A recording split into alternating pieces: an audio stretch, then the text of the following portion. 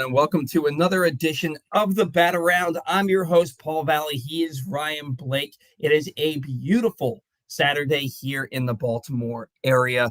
Today's show is brought to you by Royal Farm. School's back in session, and it's time for a roll call, a chicken roll call, that is. Right now at Royal Farms, you can get 9 chicken rolls for just $10. In addition, a 10-piece dark Rofo chicken meal is just $15, and you can get 2 hot, good-to-go sandwiches for just $6. Get to your neighborhood Rofo today and find out why they were voted the number one in the USA Today Reader's Choice poll for best gas station for food. Ryan, this is not a show that we were looking forward to doing. And it is a show that we did not anticipate doing this time last week. This time last week, we didn't know who the Orioles were playing.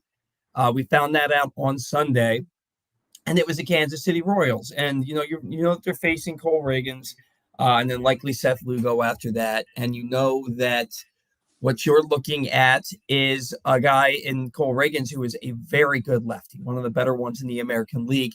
However, the Orioles back in April took it to him, scoring, I think it was 7 runs on 9 hits in an inning and 2/3 in a start in Kansas City. And so you had a little bit, maybe not confidence, but you felt like the Orioles could do what they needed to do. And with Corbin Burnes on the mound, if the Orioles could score 3 or 4 runs, they should be able to win that game.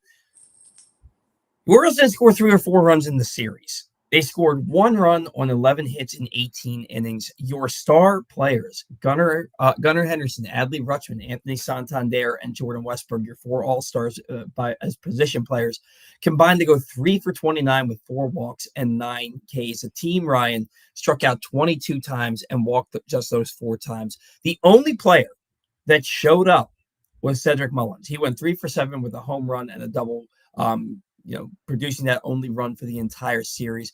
Corbin Burnes pitched his tail off. 8 innings pitched, 1 earned run in his game. He actually started the 9th inning, but allowed a base runner and Hyde took him out.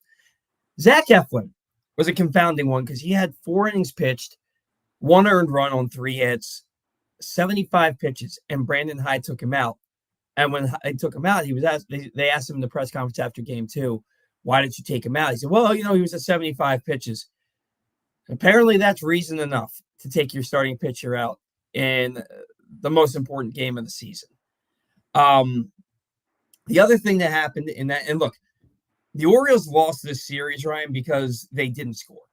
They had the bases loaded in the bottom of the 5th inning in game 2 with nobody out after Cedric's leadoff home run, and they couldn't push a run across, which is kind of a microcosm of the entire season because that's what we saw a lot down the stretch for the team this year, when they were really struggling offensively. And in both games, the game-winning run scored on a Bobby Witt base hit with a runner on third base, 2 down, and first base open, and a hitter behind him who hadn't played in 6 weeks.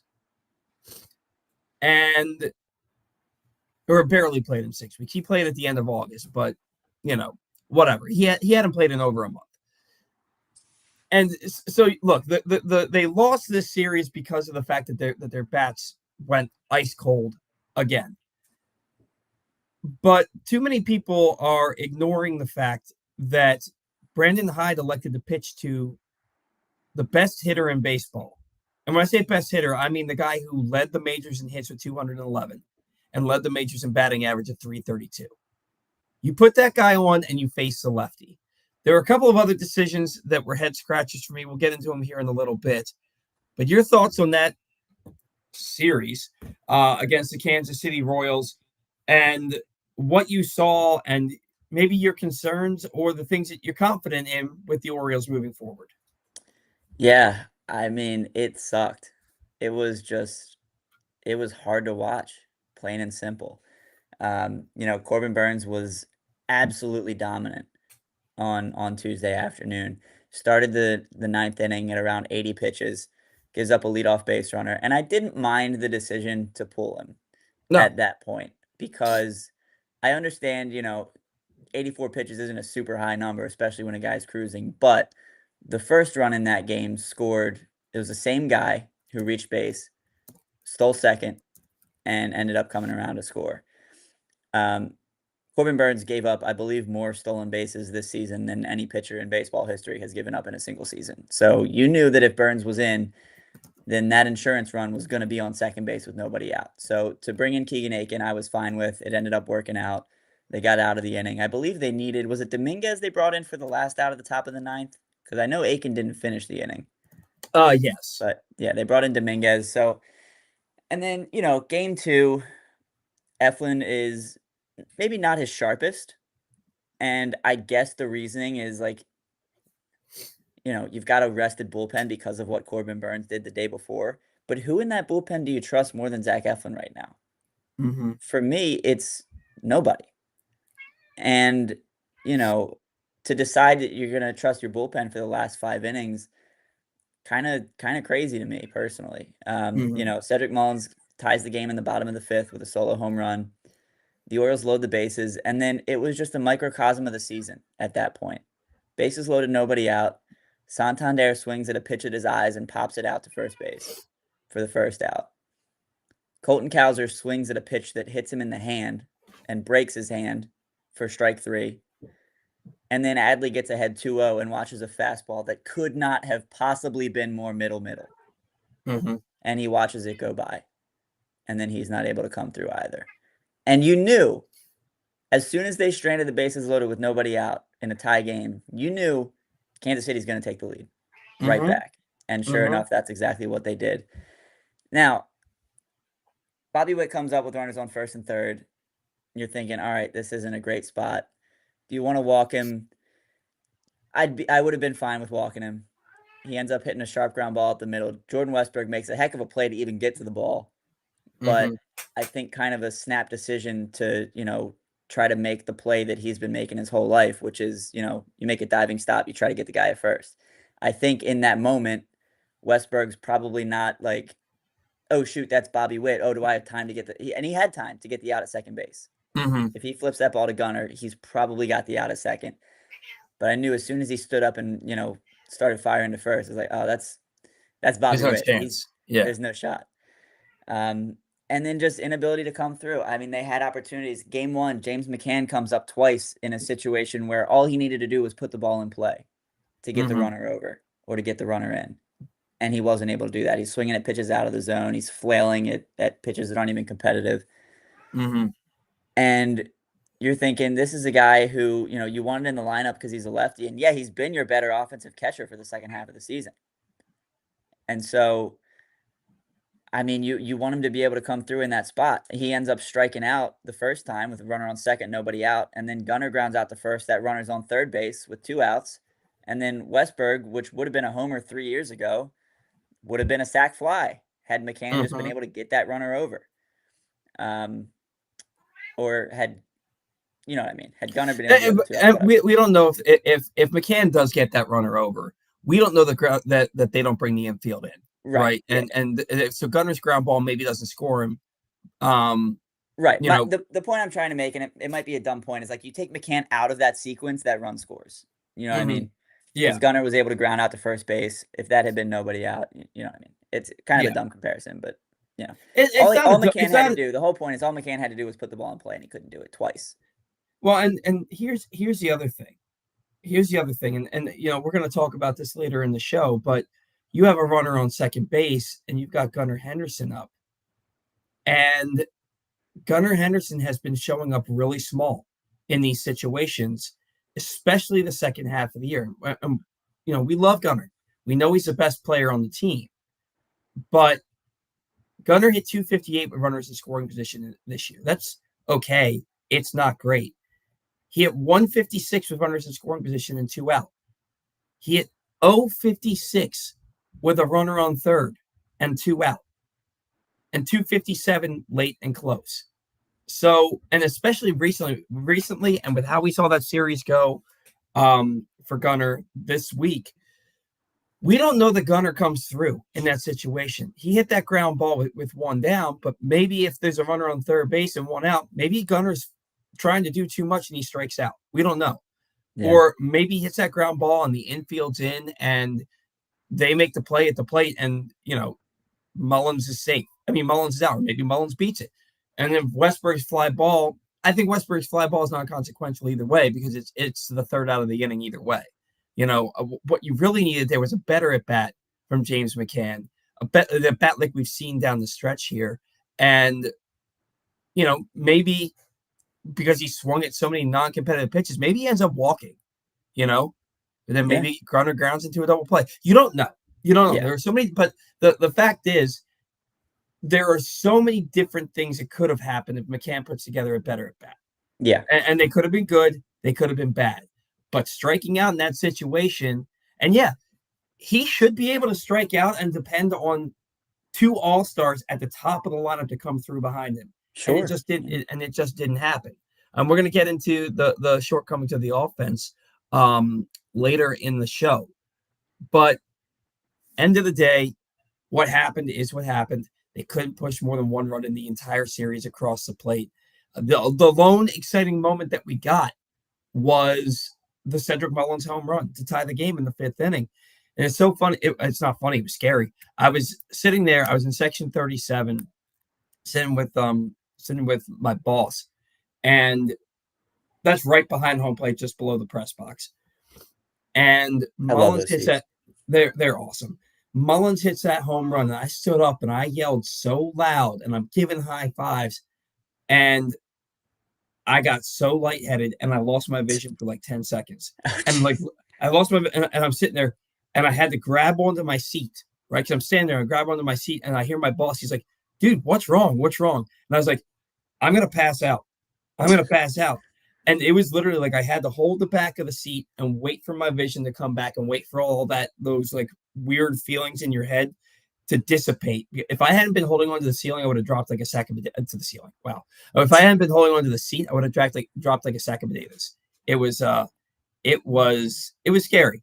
But it was the Yeah. only exciting moment in that game. And then you're sitting there and the bases are loaded with nobody out, and you watch Santander pop up. And as soon as he hit that pop up, I'm sitting there and I'm like, who was it that was batting next? Was it Cal? I'm sitting there and I'm like, it's Cowser. He's gonna strike out because that's what he's been doing recently. I'm like, oh my god, he's gonna strike out. I was like, he's either gonna hit a grand slam or he's gonna strike out. And then when he swung and missed that pitch that hit him in the hand for strike three, I was like, Adley's not coming through. No. Adley is not coming through. He hasn't proven at any point over the last 3 months the ability to come through. And the sad thing is, it was 2-0. And in game one, he had a 2-0 pitch and he swung at it and he flew out weakly, I believe, to center field. Yeah. It's 2-0 and he takes a fastball right down the middle. And my thought was, thank God he didn't swing. I literally thought, thank God he didn't swing, because if he had, there's no doubt in my mind that he's hitting a fly ball to medium depth left center field, right? And all I wanted from him in that situation was don't swing and take your walk. Get 2-1, maybe it gets 3-1, maybe then they walk you on one of the next two pitches. Just don't swing. Keep the bat on your shoulder. He ends up ripping one to shortstop pretty hard, and Witt made the backhand play, and Adley's not fast, so you knew that he was out as soon as Witt got that ball in his glove. It was awful, man. It was a bad series. It was a crappy way to end the season. And then you hear the players afterwards talking about, it sucked and we were really upset about this. And, but we want to keep this feeling and we want to keep this sour taste in our mouths and head into spring training ready to right a wrong or whatever the hell it is that they said. And you said that last year. Yeah. You said the exact same thing last year, and the same thing happened this year. Yeah. Last year you had excuses. This year there's no excuse. Of course. Yeah. And it's 10 straight playoff losses now, which it sucks. I had said I wanted Detroit, not because I think we had a better chance to beat Detroit, because I knew if we lose to Kansas City, I'm going to feel like I do now, which is based on what happened in 2014 and what happened this year and what's happened every time the Ravens face the Chiefs in the postseason. I want to drive out to Kansas City and nuke those stadiums. I can't. They're worse than New York for me right now. I couldn't stomach losing to Kansas City again and then breaking my heart again. And sure enough, it happened. Granted, the Tigers went and swept Houston and had a heck of a series on their own accord, but just tough, man. And two other things I just wanted to say. One, to give Cowser a little bit of the benefit of the doubt. I know it was an ugly swing at a pitch that wasn't even close. I know it was a terrible look for him. The pitcher who was there, the previous 2 pitches to Cowser were thrown in the same exact tunnel and were sweepers that broke out over the plate. And Mhm. then he gets a sinker that runs in on his hands, and, out of the hand, that looks like another sweeper that's gonna hit the outside corner, and it didn't. So, it was a bad look, but, it's one of those where, like, if you really break it down and look at it on the surface, yeah, that's an awful swing, but you can kinda see why he thought that was gonna be a pitch to hit. And then the second thing, um, 2 outs in the ninth inning of game 1, Ramon Urias is due up against a right-hander who is pumping 99, and you bring in Heston Kjerstad to pinch hit with the tying run on base. I'm not sure that's the spot for a rookie to try to come through, especially when you've got a guy at the plate who hits right-handed pitchers better, is willing to go the other way. We've seen that time and time again with Ramon Urias, the guy who's Mhm. pumping some pretty extreme velocity. I would have been a lot more comfortable personally, and I love Heston Kjerstad. I think he's going to be a great player.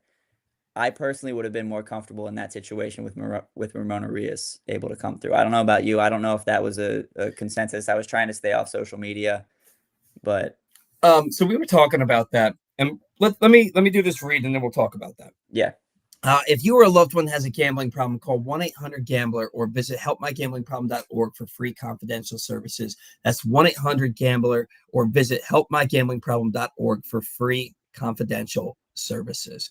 Ryan, we talked. I was at my best friend's house, and our buddy.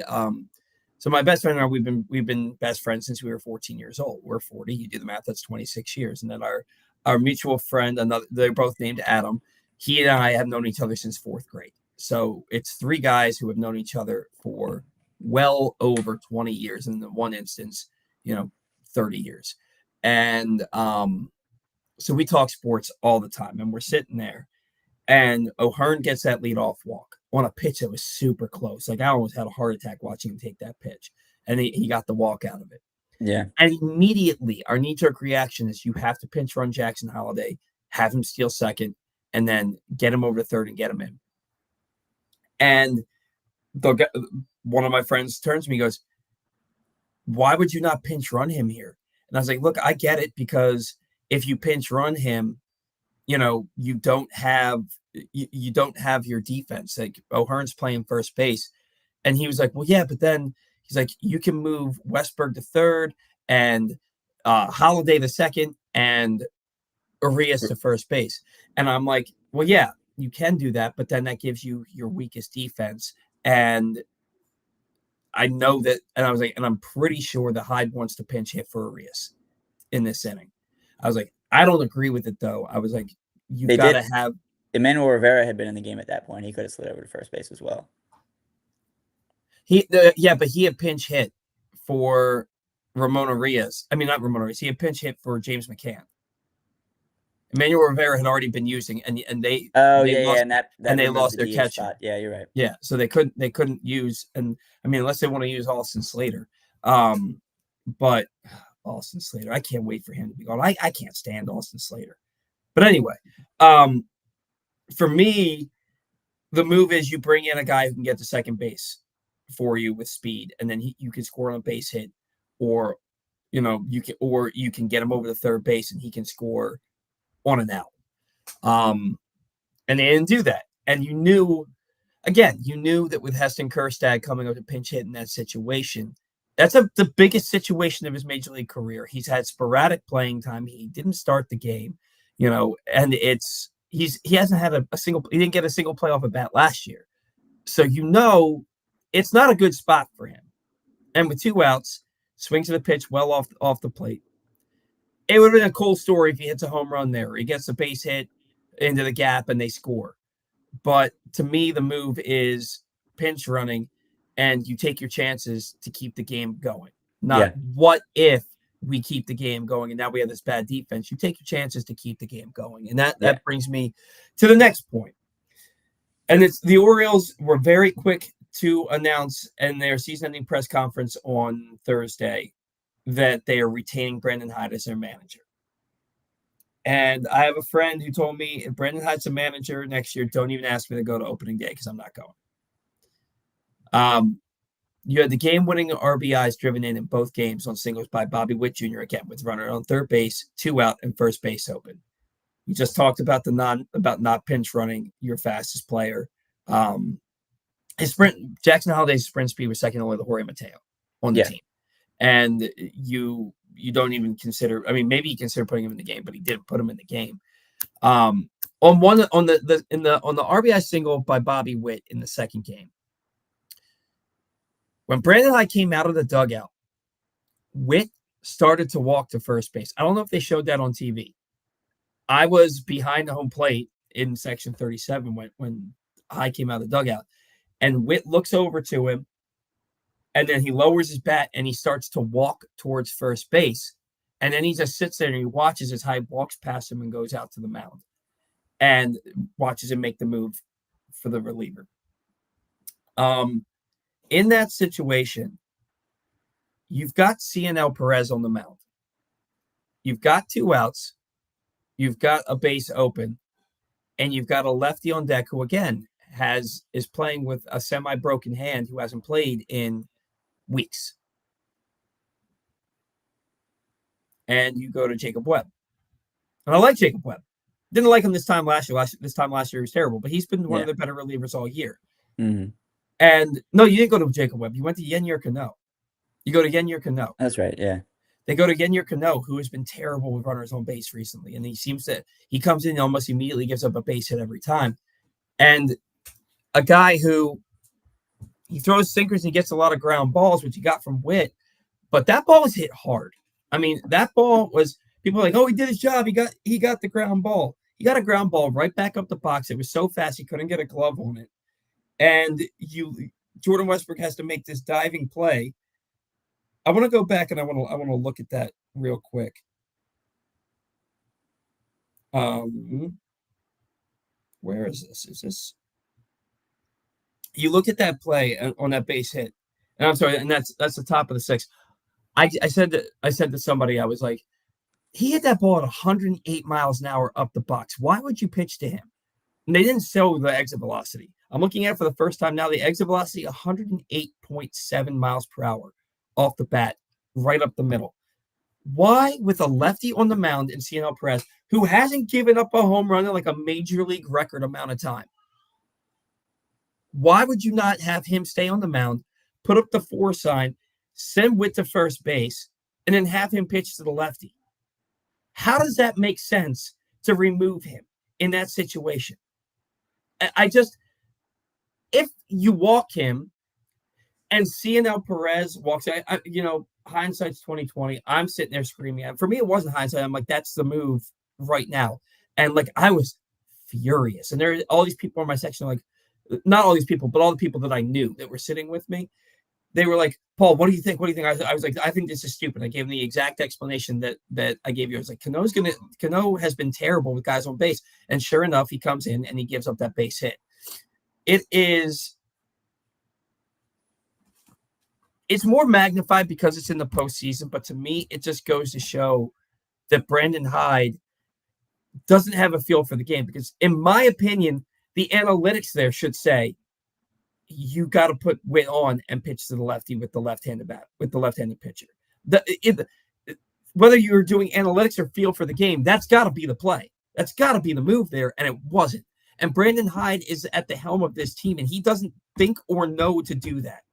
It just doesn't make sense to me. And, I was going to go through the activity last night of finding every game that I know for a fact Brandon Hyde has cost this team since basically game 108 against the Pittsburgh Pirates in 2022.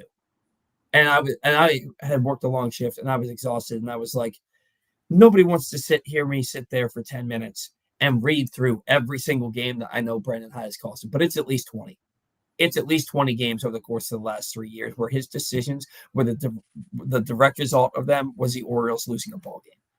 And for me, he's the reason that the Orioles didn't make the playoffs in 2022. 2023, I didn't have a lot of complaints about him. I still wasn't a fan. He still made boneheaded moves, but they won 101 games. This year, the team has a lot of injuries. They're going through an offensive struggle. He doesn't elect to play small ball ever. He makes the wrong pitching moves, pulls his pitchers early. There's just so many different things where it's like, look, if your team is up against it and they have an opportunity to make the postseason and make a run, uh, every little move counts. Every little move counts. And to me, he wasn't up for the challenge. And it is exhausting to think about the fact that now he's back without a hesitation. And I knew he wasn't getting fired. Like, I knew he wasn't getting fired. I knew that he was going to be coming back. But just to think about the way that he manages a baseball game and his on field managing ability or lack thereof makes the idea of next season really exhausting to me before it's even started. And like, I need to like take a step back for a second and like calm myself. And I'm sure that as the offseason goes on, you're going to see moves made here, moves made there. And I'll have reason to get hope again. And this sounds like the Orioles won 65 games this year. They won 91 games with 4/5 of their rotation on the IL, and that's awesome. We'll get into that part of it later. I just, Ryan, for the life of me, cannot fathom a scenario in which the Orioles can win a World Series with Brandon Hyde managing the ball club. Yeah, I mean, we've talked about this guy at length, and it's so hard to dissect for me because it's very apparent that, like, you listen to like Ryan O'Hearn's comments. It's very apparent that they love playing for Brandon Hyde. And I believe that to be true. I think that is genuine. I don't think he was BSing us there.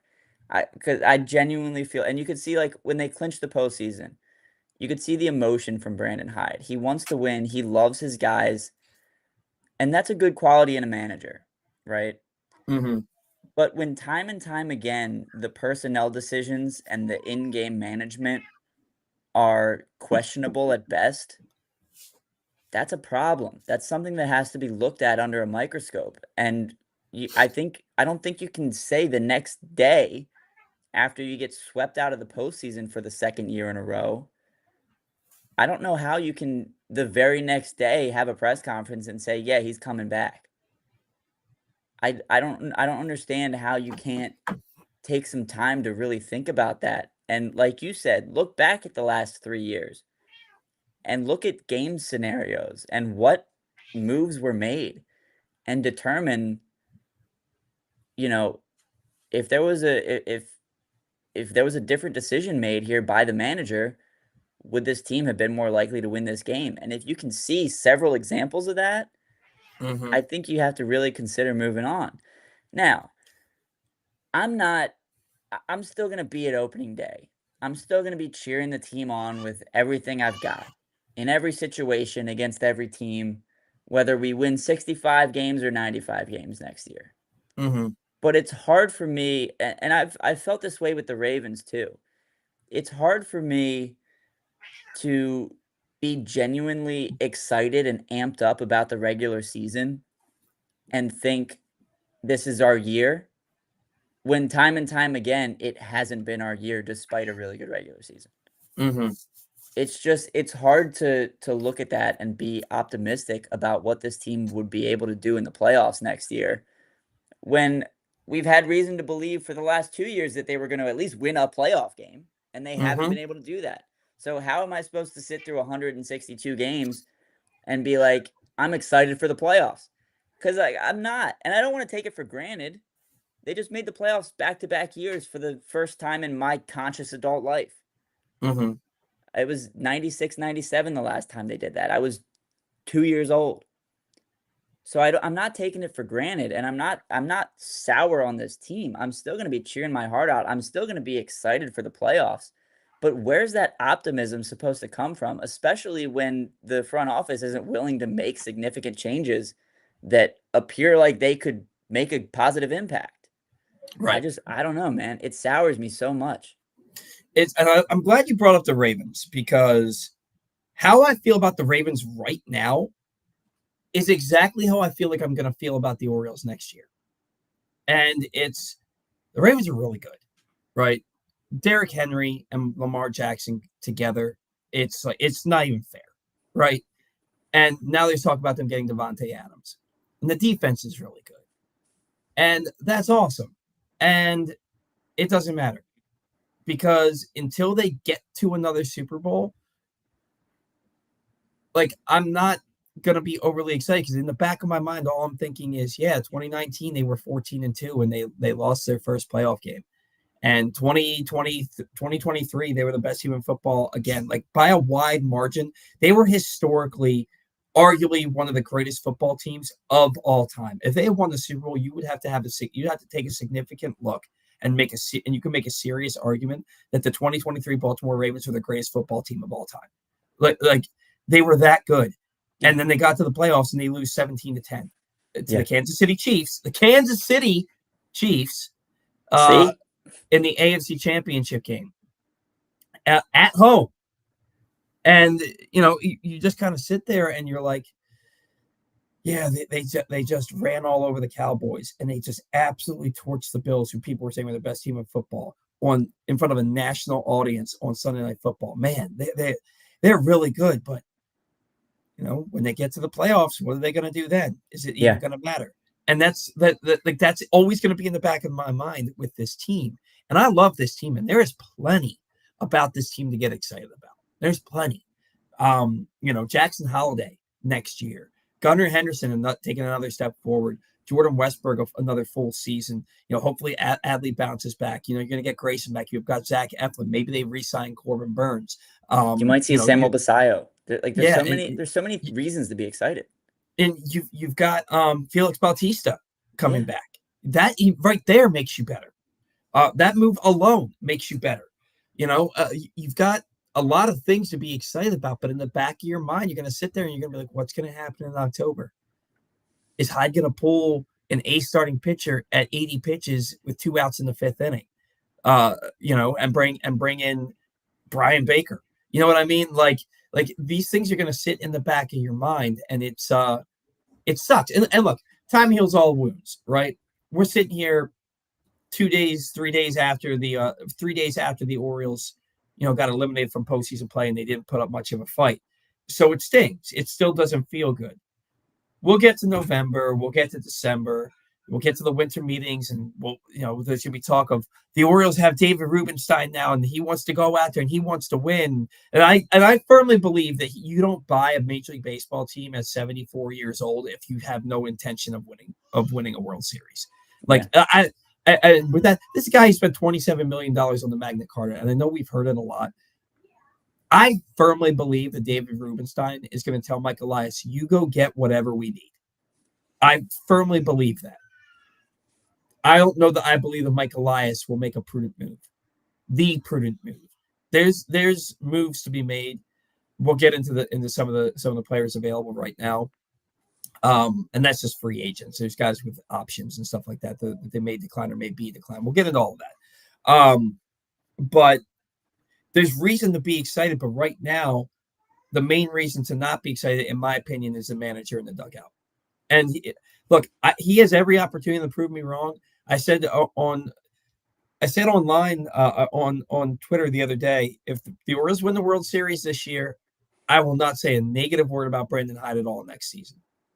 And they didn't even get out of the first. They didn't even score. They scored 1 run in 2 games. So and there's other stuff that I'll address here a little bit later on in the show with regards to that. But it's taxing. It's taxing, man. It's taxing to go through that. And anyway, want to remind you, today's show is brought to you by the Arthur Marlette Show. The next Arthur Marlette Show is this Tuesday, October 8th at Mother's North Grill in Timonium. You can join Glenn, Rita, Arthur, and his special guests all season long as they travel the region, allowing you to get up close and personal with your favorite players. Find the entire schedule at PressBoxOnline.com/Marlette. If you can't make it out, watch the show on PressBox's Facebook or YouTube page, or listen Friday nights on 105.7 The Fan. So join us this Tuesday, October 8th at Mother's North Grill in Timonium for the next Arthur Marlette Show. Toast is excited for the Arthur Marlette Show. Yeah. My cats are sitting here. I got Frankie. She's sitting down here. She just looks as cute as ever. She's been meowing at me for 15 minutes. Um, Orioles have some internal moves that they have to make a decision on, Ryan. What we're gonna do here is we're gonna look at each pending free agent. And this doesn't include a guy like Ryan O'Hearn who's got a player option. We can include him if you, we will. We'll do him after the final free agent. But we're going to do the good of their season, the bad of their season, and the prediction. All right, Anthony Santander, the good, 44 home runs, 102 RBI. He had some big moments in some big situations for the Orioles this year.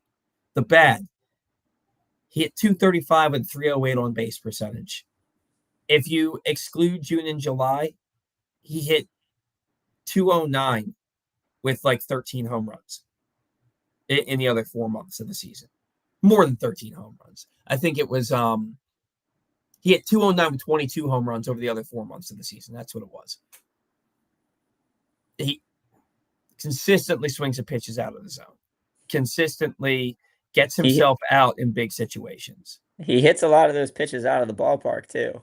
He does. I was looking at his like pitch map of home runs, mm-hmm. and they were up, down, in, out. They were all over the place. I looked at Aaron Judge's, and there was like one that was a borderline strike. Right. Everything else was in the heart of the plate. Yeah,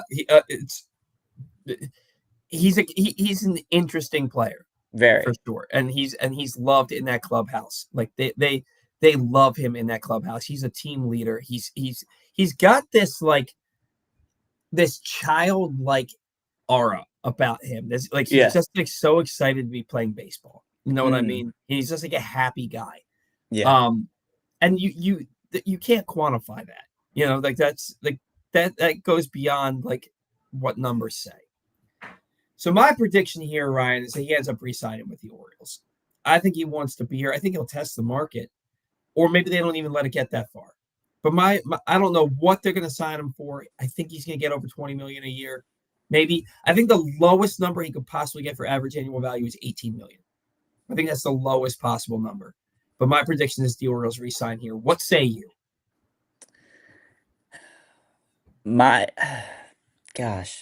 It's hard to predict for me because can you replace 44 homers? Probably not. Can you replace a 308 on base? Yeah. Moneyball, baby! You can replace a 308 on base guy for like $3 million a year. Easily. Mm-hmm. So I think it's a matter of what is the philosophy of this team? Because if it's still going to be try to hit home runs, then I think it's a no-brainer to bring him back. Mm-hmm. If the philosophy is going to be we need more guys on base for when these home runs happen, I think they let him go. Yeah. So I don't want to make a prediction one way or the other, but I think there's going to be a lot of variables there. I think, one major variable is, for me, are you going to be in the Juan Soto market at all? Now, is it likely that he signs here? Hell no. But if they're thinking we want to make a serious push for this guy, then I think that becomes their top outfield priority. So I really don't know. I love Tony. Like you said, he's got a childlike energy. He's got, leadership qualities about him. He's a good guy to have on the team. I'm not sure that he's irreplaceable the way a lot of Oriole fans think he is. I agree with that. I don't think he's irreplaceable the way that a lot of Oriole fans think that he is. That's perfectly said because that's how I feel. I also think that the main reason, aside from the 44 home runs, obviously the production is the main reason, but then on top of that, it's what he means to the clubhouse, what he means to the team. And I just think that it's going to be hard to explain it to your team and to your fan base if you don't make every effort. Now, look, if you go out there and you offer him 3 years, $63 million, and some other team like Cleveland comes in, they offer him 4 years at $88 million, and he goes to Cleveland, you put together an effort. You put together a solid offer for a guy who is going to be on the wrong side of 30 at that point. Did you freeze or you just – you were in the same position. Maybe you were reading, but I thought you froze. Um, I was reading a comment that had come in. um, but you made an effort.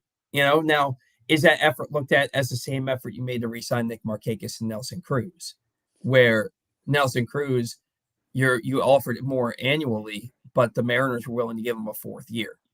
Nick Markakis, you offered him the same thing, but the Braves were willing to give him a fourth year. And how does that look to the fan base? Can you sell that to your fans? And a good GM doesn't operate caring what the fans think, but at the same time, that has to be part of it. Because these are the people that are the reason you have a team here. And if everything you're doing is constantly upsetting the fan base, that's something that you have to look at, right? You don't make a move because you don't go out and re-sign Anthony Santander to a 5-year $125 million contract because the fans love him. You don't do that. Right. But if it's the difference in an extra year at the same average annual value, I think you have to review that.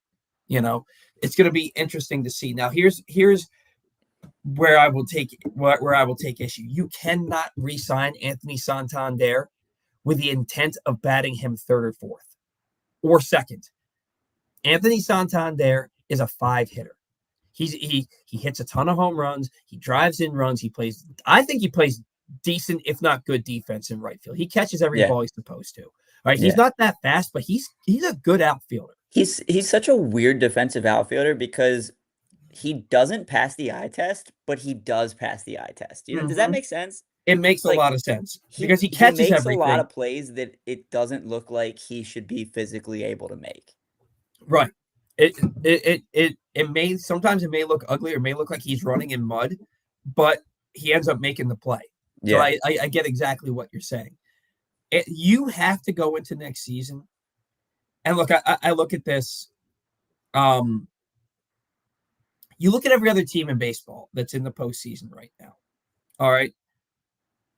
The Royals have Bobby Witt and Salvador Perez. Now, look, those are only 2 players, but they're really good, right? The Yankees have Juan Soto and Aaron Judge. The Padres have Manny Machado, Fernando Tatis, Xander Bogaerts, Jackson Merrill. The Dodgers, Shohei Ohtani, Freddie Freeman, Mookie Betts, just to name a few. You look at all of these teams that are still in, and the only team that doesn't have a superstar is Detroit. Every other team, the Cleveland Guardians, they have Jose Ramirez, right? The Phillies, Bryce Harper, Trey Turner, Nick Castellanos. Every team has a guy that hits for high average, gets on base in one guy. High average, gets on base, and hits for power. Every single one of those teams has that. The Orioles have, you can say Gunnar Henderson, but Gunnar Henderson hasn't reached the level of superstardom that these other guys have because these other guys in the situations that Gunnar faced in the playoffs came through. They come through. They've been there. They've done that. Gunnar hasn't reached that point yet. And maybe he will, but you got to have somebody else. And maybe that's Jackson Holliday. Maybe that's Kobe Mayo. But right now, you're depending on guys who haven't been there, done that to do that. You have to have your mentality going forward. And Brandon Michael Elias even said this in his post-game press conference, or postseason season-ending press conference. I saw too that we were too home run dependent, and we need to have better. He didn't say better hitters, but I'm paraphrasing here. But he basically alluded to the fact that the Orioles need to have better contact, better on base guys in their lineup. If you go into next season and Anthony Santander is hitting third or fourth in 150 games next year, that's a problem. That guy should. And I love Anthony Santander. I love that. I love him. He's an awesome player, and he's a lot of fun, and he's a team leader. He cannot hit in the top 4 of your order. He just cannot. Can I ask you a question that just popped into my head? Yeah. If he walks, if he's done, if he has played his last game in an Orioles uniform, is he an Orioles Hall of Famer? Yes. Yes. He's been here since 2017. He was their best player in one of their best players down the stretch in 2019. Really sucked. He was their best player in 2020, and since 2022, the last 3 years, he has more home runs than any switch hitter in baseball by a wide margin. And then Yeah. on top of that, his home runs this year, they were, I think, fifth most all time in a season by a switch hitter. The only guys ahead of him, I think, were Mickey Mantle twice, Chipper Jones, and like one other one. Yeah, That's remarkable. like he is the season he just put together power wise was all time. And I think he's been here long enough. I mean, like Roberto Alomar's in the Orioles Hall of Fame. He played here for 3 years. Yeah. I think people forget how low the bar is to be inducted in the Orioles Hall of Fame. Not to take away from the players that are in it, but like Mm-hmm. there are some guys that are like, that guy, he's in? Really? Yeah, yeah. But So I think I think that Santander will be there. I think he will be. All right, but so my prediction is he ends up re-signing here, and if he doesn't, if the Orioles don't re-sign him, that to me that signifies they're doing something big. That's what that signifies to me. Yeah. Corbin Burns, the good, just about everything. 15 wins, 292 ERA, 22 quality starts, 8 innings pitched in his lone postseason start, 194 innings. The dude posted up. He's going to be a finalist for the Cy Young. The bad, in August, when he was trying to figure out that slide step and that cutter grip, 1-3 with a 7.36 ERA. Not great. Not great. And there are some games there where it's like, if the you don't know what happens with the division if Corbin Burns is just Corbin Burns in August. My prediction,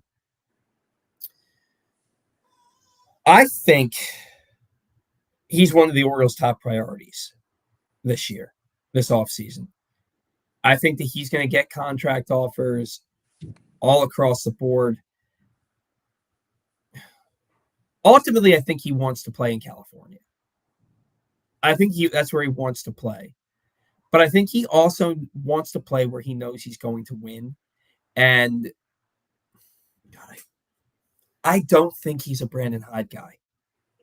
I don't. I don't think Corbin Burns likes Brandon Hyde. There's some things that I saw in his mannerisms, and especially when he was getting yelled at by that umpire in New York, and he's barking back at the umpire, and Brandon Hyde basically tells him to shut up and then doesn't say anything to the umpire. I'm changing my prediction. I was going to say he's one of the Orioles' top priorities, and I think they get it done. I don't. I don't think that they like. I think they'd have a better shot if they had said we're moving in a different direction management wise.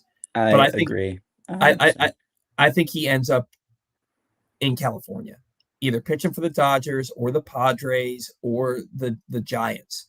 But I think that he ends up on the West Coast, closer to his family, and like it's just something in me thinks that he just doesn't like Brandon Hyde. I just have that feeling. So I think you're right. I think he should be the Orioles' #1 priority this offseason. I don't think he's going to want to come back. I think honestly, I think he's a Padre, especially with Joe Musgrove going down with Tommy John surgery. Mm-hmm. I think Corbin Burns is a Padre next year. I think so. I think the only scenario, and again, I think he should be the top priority. I think the only scenario in which he agrees to re-sign in Baltimore, or to sign in Baltimore, I think there's a strong possibility that he gets a significant contract offer from us, and he says, if you replace the manager, I'm in. Now maybe he's not. Maybe that's not who he is. Mm-hmm. But I could see a scenario where he's like, yeah, I'll consider your offer if you move on from this guy. Because I agree. I think the body language, the comments throughout the season, I don't think he likes Hyde either. Yeah. So I think that could be a significant factor. And that would suck if that's the guy who's holding us back from signing Corbin Burns. And maybe we're way off base here. Yeah. And here's the other thing. We're never going to know. Right. We're never going to know. This is 100% speculation, but you and I, we watch this team very closely, and we have both seen the same things towards Brandon Hyde from Corbin Burns. And maybe that's, and I'm not so naive as to sit here and think that might just be bias on my part because I don't like Brandon Hyde, and maybe I want to see that, and maybe like I want something drastic to happen so that the front office says, this is the guy to lead our ball club. Maybe that's the case, but from what I saw, and my eyes don't lie to me a lot. What I saw was a guy who doesn't really care for the manager. And, we'll see. I do think I like that you said I think that the Orioles are going to make a significant offer. I think that they have to. And I think that they're going to make a very strong offer.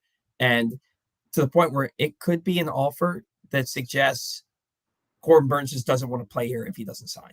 Yeah. Like that's the type of offer that I think that they're going to make to him. Right. Because like you said, he's got to be the top priority. You need to add offensively to your team, Yeah. but he's got to be the top priority. Mhm. But I think he heads to the West Coast. James McCann, the good veteran leadership. He took a 95-mile-an-hour fastball off the face, shattered his nose, and he stayed in the ball game. And he didn't go on the IL, which is nuts. Yeah. 133 OPS plus a 785 OPS in the second half. The bat, he fell off dramatically offensively. This was his worst offensive Defensively. season. Did I say offensively? Defensively. Yeah. Fell off dramatically defensively. He put up his worst defensive metrics since 2018. My prediction, if James McCann wants to be back, he's going to be back. There are far worse backup catchers in the league. I think that Elias and Hyde are going to sit down with him and be like, look, we'd love to have you back. This is what we think. What do you think? And I think if he wants to come back, he will be. I think they'll negotiate. And I think James McCann is the Orioles' backup catcher in 2023. And what year is it? In 2025. You're right. He was the Orioles' backup catcher in 2023. You nailed that I one. can't be wrong. Yeah. Yeah, I'm with you. I don't want to spend a ton of time on McCann, but I agree with you there. I'm not sure he's going to find a starting job somewhere, and maybe he would. But I think if he's comfortable in a backup role, or at least a supplementary role, yeah, I think his first choice would be to stay put. Yeah, I agree. Austin Slater, See the ya. good. Yeah, goodbye. He seemed to get on base a ton when the Orioles brought him over. The bad ended the season dreadfully, and in my opinion, he didn't run anything out. That guy, Bobby Big League, so many ground balls that I thought he could have made close plays. Like, you can't convince me that he was running full speed on those. It's like, who the hell do you think you are that you're not running out these ground balls? He's gone. If the Orioles bring him back, it's because Brandon Hyde feels the way about him that he felt about Ryan McKenna, and I don't know how he could. I don't know how he could. I think I'd rather bring back Ryan McKenna than resign Austin Slater. Yeah. I'm not going to say it. I'm not going to. I can't. But I think I agree with you. John Means, the good, 2-0, 261 ERA, a .871 whip in 4 games started. The bad, obviously. Second Tommy John surgery in 3 years, or 2 years, really. Has yet to pitch a full season in his big league career. This one's hard for me. He is who he is. He's never going to give you 30 starts in the season. He's never proven the ability to do that. He's had 2 Tommy John surgeries. He's had shoulder issues every year. But my prediction is that the Orioles still give him a year deal with an option. Let him get back, see if he can help you down the stretch next year, and then see if he can, and if he does well enough, you pick up that option for him for 2026. Otherwise, if he can't get back on a mound and pitch, make some solid starts for the Orioles down the stretch in 2025, then I think that's why you give him an option. Excuse me. I think that's why you give him an option, because if he doesn't have the ability to get back on the field next year, then you got to say goodbye. But yeah. I do think that the Orioles will give him a 1-year deal with an option to come back, let him rehab, get healthy, and see what he can provide for them. Maybe he comes back in a bullpen role and helps them. But I think he's on this team next year. Yeah, I would probably go with a mutual option personally. But I do think they give him at least a 1-year contract, if for no reason other than, hey, you've been a very meaningful guy to our organization. We want to let you continue to rehab and use our facilities as you work your way back from injury. I think if nothing else, it would be kind of a good faith, kind of 1-year deal to just stick around and be able to rehab in Sarasota or wherever they want him. I think that'd be a good thing to do. I agree. Wholeheartedly. Wholeheartedly. Okay. Today's You want show brought to, what's that? I Oh, just Ryan O'Hearn. yeah, Ryan O'Hearn. Um, $8 million. Is it a club option or a player option? it's a club option. It's a Okay. club option. Um, I for, it's tough because are you trading Mountcastle? I think so. I think that's a big part of this equation. I think that the Orioles need to have an everyday first baseman. I think they need an everyday first baseman who can post up against righties and lefties, and maybe that's what they do. Maybe they go get Pete Alonso. Maybe that's a move that they make this offseason. But I don't think Pete Alonso has Oriole written all over him. In my opinion, like it's either the Mets or the Orioles. I just don't Right? like the guy. Yeah, but can you think of a better equipped player for our stadium at a position of need? Nope. You know, um, boy, I think they decline the option and he becomes a free agent. I think that they decline the option. They allow him. That doesn't mean that he's not coming back. I think they decline the option. They allow him to see if he can find something better, more consistent at bats, because I think he envisions himself as an everyday player, right? If you're a big league player, you have to believe that you're an everyday player. Yeah. And so I think that he ultimately ends up having his player option declined. Is allowed to explore the free agent market, and then, if he can't find anything, maybe they bring him back in spring training or something like that. But Yeah. I don't think that they pick up the option on him. Your thoughts? Yeah, I am inclined to believe. I think $8 million is a high number for a guy who may end up still being a platoon option for you. Um, he looked better. He looked a little more comfortable against lefties this year. Not a ton of hard contact, but I don't think he's gonna kill you if he's in the lineup against lefties regularly. I think exposure will help him get better. Um, but yeah, I'm inclined to think they'll decline the option, let him at least test the market, see what's out there. Another guy with a club option for $8 million is Sir Anthony Dominguez. I think that one's a no-brainer to bring him Yeah, back. I think they bring him back. I think I that's think a low number for a potential closer.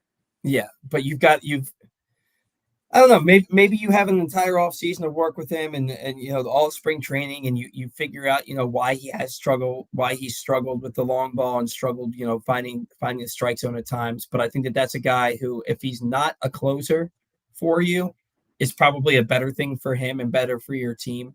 I can see them bringing him back. I think an $8 million a year for a guy, for a reliever like him who has had postseason success, and he did all the right things this postseason despite only, what was it, 2 innings that he pitched. I think that's a no-brainer. Is there anybody else that we missed? Maybe a couple mid-tier guys. Yeah, All we're right. talking about the significant players here. You do the ad read. I will look up. All right. If you missed anything from Glenn Clark Radio this week, including Jeremy Guthrie, Ben McDonald, Kevin Harlan, and the Arthur Mollett Show with special guest Keaton Mitchell, you can find them all right now in the Glenn Clark Radio Week in Review feature at PressBoxOnline.com. And watch or listen to GCR every Monday through Friday at 10 a.m. at PressBoxOnline/radio on PressBoxOnline.com/radio, or right here on Facebook and YouTube. All right. Come up with anything? Sorry, I may have done that a little fast. No, I mean, we still got a year control on SETI. Same with Mountcastle. Danny Coulomb looks like we've got another year on. Yeah, another. Coulomb has a $4 million club option. I mean, that's obvious. Yeah, He's back. That's the most obvious one out of all of them, right? yeah. I'm not seeing anything else that's super glaring. Ooh, this one could be. Is he arbitration? All right, yeah, another year arbitration with Jorge Mateo. I was gonna say if that was an option or a free agent, that'd be interesting. But yeah, nothing else really notable.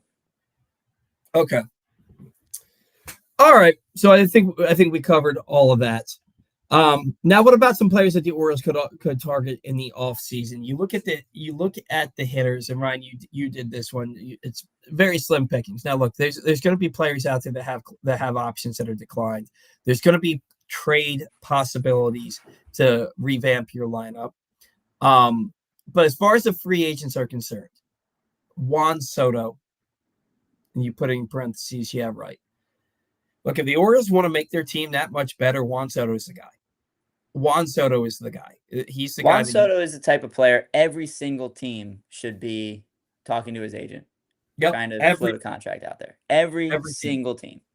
And look, again, we have no idea. People are some people are super upset with David Rubenstein for not doing anything financially with this team yet. And it's like he just ceded complete control of the team. Not ceded, but he just gained complete control of the team in like June. Like the sale was finalized before opening day, but like he became the full control person in like June. So and what was he supposed to do at that point? You know what I Right. mean? It's not so like let's give him the off season, see what he does. He From what I've heard about him, if he's willing to throw his money around, Juan Soto will be the guy.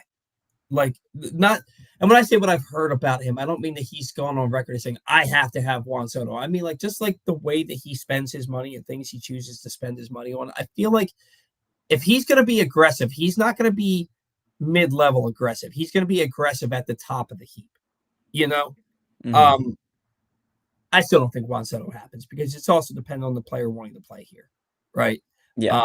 And I think that Juan Soto wants to play on the biggest stage, and I don't think that he thinks the World Series is the biggest stage. I think he thinks it's the biggest stage in the biggest market is the biggest stage. So whether he resigns in New York or goes to the Dodgers or goes back to the Padres or some team that is widely more popular than the Baltimore Orioles comes in and blows him away with a deal.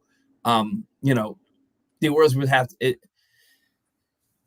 I don't know. I just don't think Juan Soto's coming here. Although he is, for me, if I'm David Rubenstein, that's all my eggs are in that basket. You know, Yeah. but Yeah. the next one you put on here is Tyler O'Neill. You put on here. I'll let you read the stuff that you wrote down. So Tyler O'Neill. Yeah, Tyler O'Neill's an interesting one. He only played 100 and I think 113 games this year. Spent a little bit of time on the IL. He's not a good defensive outfielder, but one massive problem this Orioles lineup has faced is inability to hit left-handed pitching. Tyler O'Neill has a career 923 OPS against lefties. This season it was 1180. That is a Mm-hmm. massive number. And he would be a huge help in the middle of that lineup against left-handed pitching. He strikes out a lot. That's going to be a problem. If he plays a full season, he's probably striking out 200 times. But if Santander walks and you're looking for a corner outfielder to take his place, someone who can split a little time at DH, I think Tyler O'Neill is a no-brainer based on the current construction of the roster with the inability to hit lefties. And the fact that, when Mountcastle, Westberg, and Arias were on the shelf, you had to have O'Hearn and Cowser and Holiday in the lineup against lefties. So I think Tyler O'Neill is a decent option. The other one I put on here, and again, hitters, it's pretty slim pickings with the hitters. There's not a lot of notable guys out there, at least currently. Jurickson Profar just put together a career year. He's in his 30s already. I don't know. I have no idea what kind of contract he'd be looking for, but once a highly touted prospect, he finally had his breakout season this year as a member of the Padres. He's a switch hitter. He slashed 280, 380. That's a massive on base percentage that I didn't even look at this, but I can imagine that would have led the Orioles by at least 20 points. Mm-hmm. With a 459 slug, so an 839 OPS. And it's not like he hits one side better than the other. He was pretty even with his platoon splits this year. Had a slightly higher OPS against lefties, but all things considered, a good option against both sides. Another guy who's not a good defender, so you're not throwing him out in left field at Camden Yards. But again, if you're trying to replace Santander with an on-base guy, Profar fits that bill. Yeah, I'm looking at his numbers. I've never been a big Profar guy, but he doesn't strike out a lot. He walks a fair amount. His career on base percentage is 331. 380 is by far and away his best output. He also had a lot of protection in that lineup. That's true. And that's not to say that he's not going to have. He also led the majors in sacrifice bunts. So I'm sorry, hit by pitch. I'm sorry, I was reading the wrong Oh, part. I was like, geez. No, he got hit by a pitch 18 times, which helped that on base percentage. sure. Um, so I'd be okay with it. But again, I think that if you're bringing in and he played 158 games this past season, 24 homers, 29 doubles. I think it's worth looking into. Same thing with Tyler O'Neill, especially with the way he hits lefties. And Tyler O'Neill, that's a 44 homer pace that he put up last year. Yeah. 31 homers in 113 games. And if he's going to torch lefties like that, the Orioles could do worse. I don't know. I think you're looking for guys who have consistently proven that they can hit at a high level. Yeah, but And I those don't. guys aren't out there this Yeah, offseason. yeah, They're and just that's not. It's they, it's they, they Soto and then the field. yeah, that's true. That's true. So I don't. It's hard for me. And there's gonna be again. The Orioles can make a trade. There's gonna be household names in Baltimore that won't be here next year because there's not a spot for them. And Heston Kjerstad could be on that list. Jackson Holiday could be on that list if they bring back Ramon Arias. Are you playing Jackson Holiday every day at second base? Or are you saying goodbye to Ramon Arias and having Jordan Westbrook every day at third base and Holiday at second? Are you turning one of those guys into an outfielder? There's a lot of stuff that's going to go down this off season. And the thing is, we said it last year that there's a lot of guys that people love that won't be here next year, and they were. And they were here. And then you saw Stowers and Norby get traded at the deadline. So it is so early on. We have no idea what's going to happen. And, we'll let it play out, obviously. But there's a lot that could happen that we're probably not even thinking of right Yeah. now. Maybe the key to unlocking Jackson Holiday's bat is do what the Padres did with Merrill, turn Holiday into a center fielder. Just saying. They could do that. Just saying. They could I'm do not saying that. I think they will or think they should, Mm-hmm. but it's a fun comparison. A 20-year-old Sure. named Jackson who's never played outfield in his life becomes a center fielder. And the fact that I don't think he's going to win, but the fact that he's even in the conversation with Paul Skeens for National League Rookie of the Year is remarkable. Mm-hmm. What a year. Yeah. He's from here, even though he grew up a Red Sox fan. Yeah, Red Sox fan from Severna Park, like the meme from the 2000s that we all would joke about. Yeah, that's Jackson Merrill. Yeah, so whatever. Pitch. I'm just bitter because Jackson Holiday didn't do it.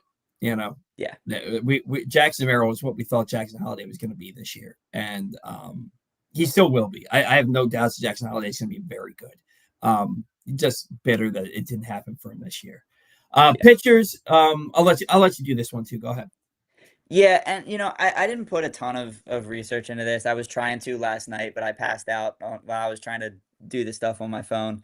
But there Mm-hmm. were a few names that stood out to me, and I'm not really interested in talking about the number 3 or number 4 options that the Orioles could bring aboard, because there's going to be a ton of those people out there.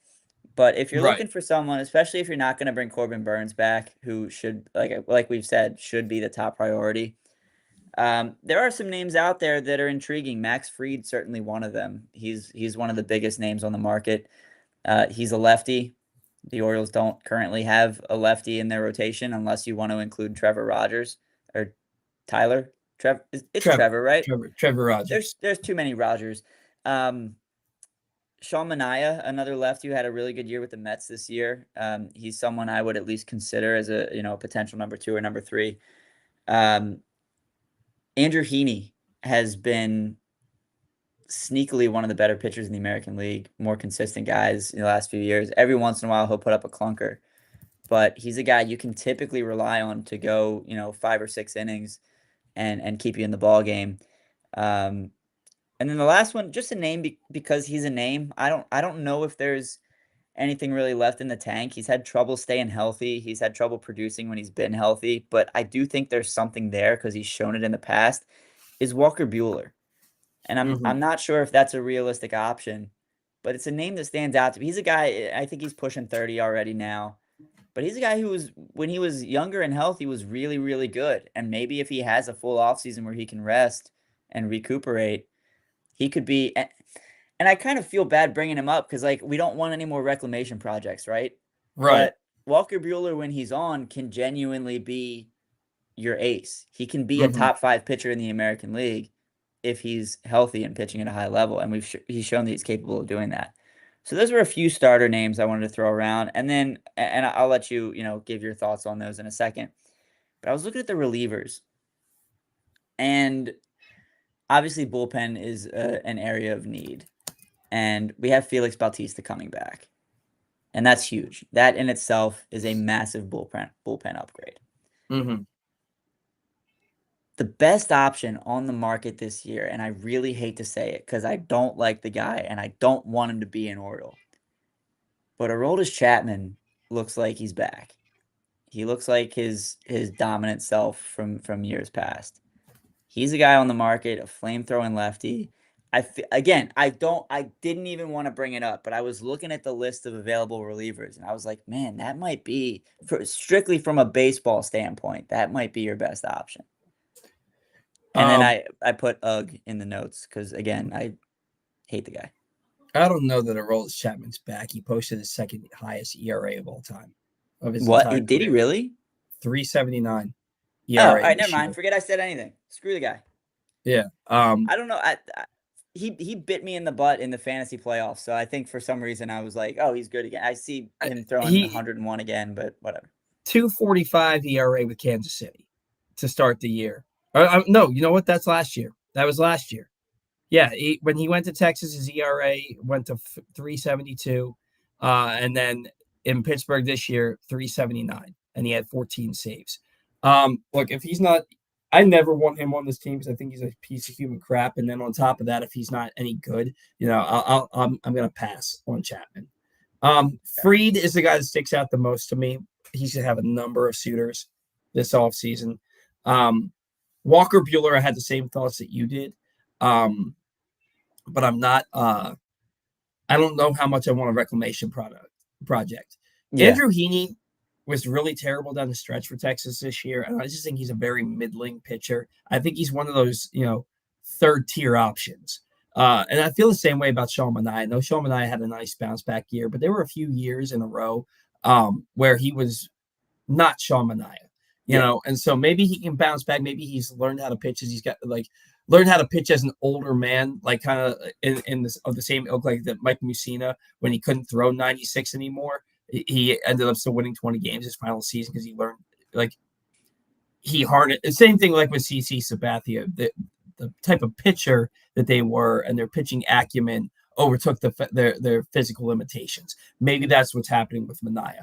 But Max Fried is the guy that sticks out the most to me on this one. If you can't bring back Corbin Burns, you're not going to get both of those guys. Yeah, and again, I think that there's going to be trades. I think there will be trades. You've got Zach Eflin, you've got Grayson Rodriguez at the top of your rotation.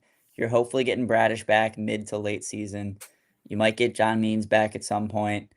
Tyler Dean Kramer is going to be back. Tyler Wells hopefully is there to start spring training because he did not have Tommy John surgery. Right. Maybe and Tyler Wells, maybe he's a back end reliever for you.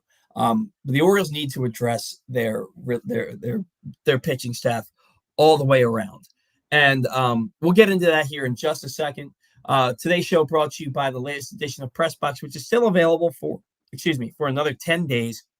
On the cover, Bo Smolka profiles Raven star safety Kyle Hamilton, detailing his path from being the son of a basketball player to choosing football, being overlooked in the draft, and turning into a defensive unicorn as a playmaking Swiss Army knife in the NFL. Also inside, meet college football players from all of the area's D1 programs and some of the area's college soccer standouts as well.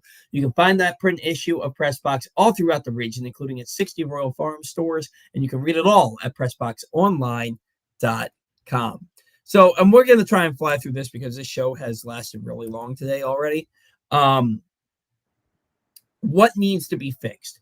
Bullpen. They need serious adjustments, Ryan. I think we can agree to that. You're likely getting Danny Coulomb, Jacob Webb, Cianel Perez, and Yennier Cano back. Felix Bautista is likely returning, barring a setback. I think he's about to start facing live hitters down in Sarasota here shortly. You need to add 2 or 3 legitimate relievers. We don't know who those are going to be, but you cannot go into next season with that makeshift bullpen that you had. Birch Yeah. Smith and Matt Bowman and Colin Selby and Brian Baker, they can't be options for you next year. Yeah. You've got to go and get two legitimate relievers for your bullpen next year.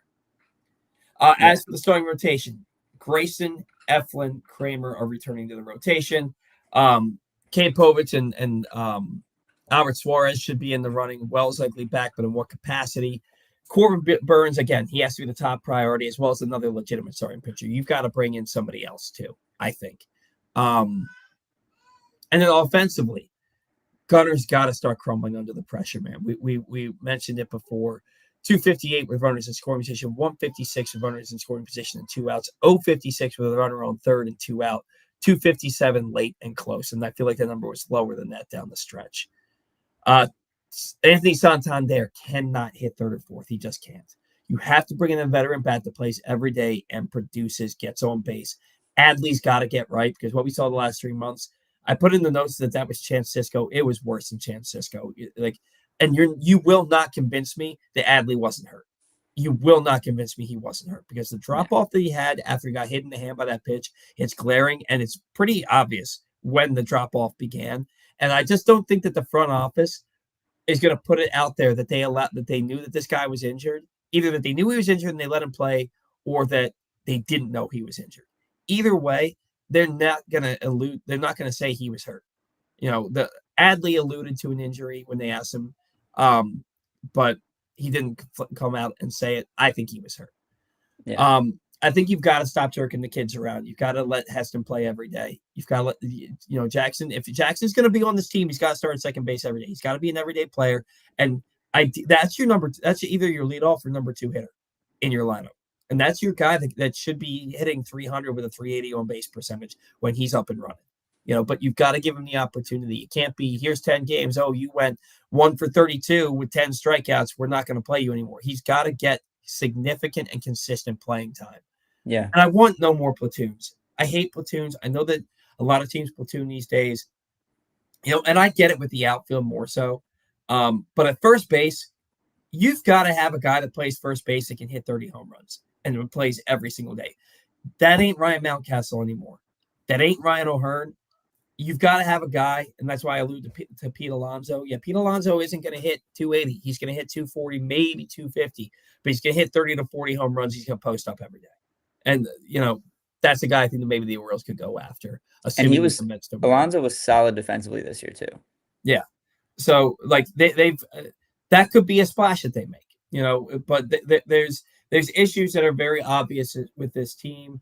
And I think that they can be addressed. It's just a matter of if they do. So, all right. High school sports season is well underway. County Sports Zone will be reporting every score from every event with every school at every level throughout the state, all academic year long. Check it out right now at countysports.zone, proudly sponsored by your local Toyota dealer and buyatoyota.com. All right, Ryan, we don't even need, for Take the Rake, we don't even need to look at the Orioles, because Ryan Mountcastle and Tony Taylor combined for 1 hit in since last week. We don't even need to look at that. So it's going to come down to what did Manny do and what did Willie Adames do, right? So Manny, since last Saturday, the 28th, 1 for 12 with a double, a run scored, 2 RBI, and 4 strikeouts. No walks. And he grounded into a double play. Not good. What did Willie Adames do? Let's look him up real quick, if I can. I deleted the MLB app from my phone at the end of game 2, so I can't look it up very quickly. Although I guess Baseball References.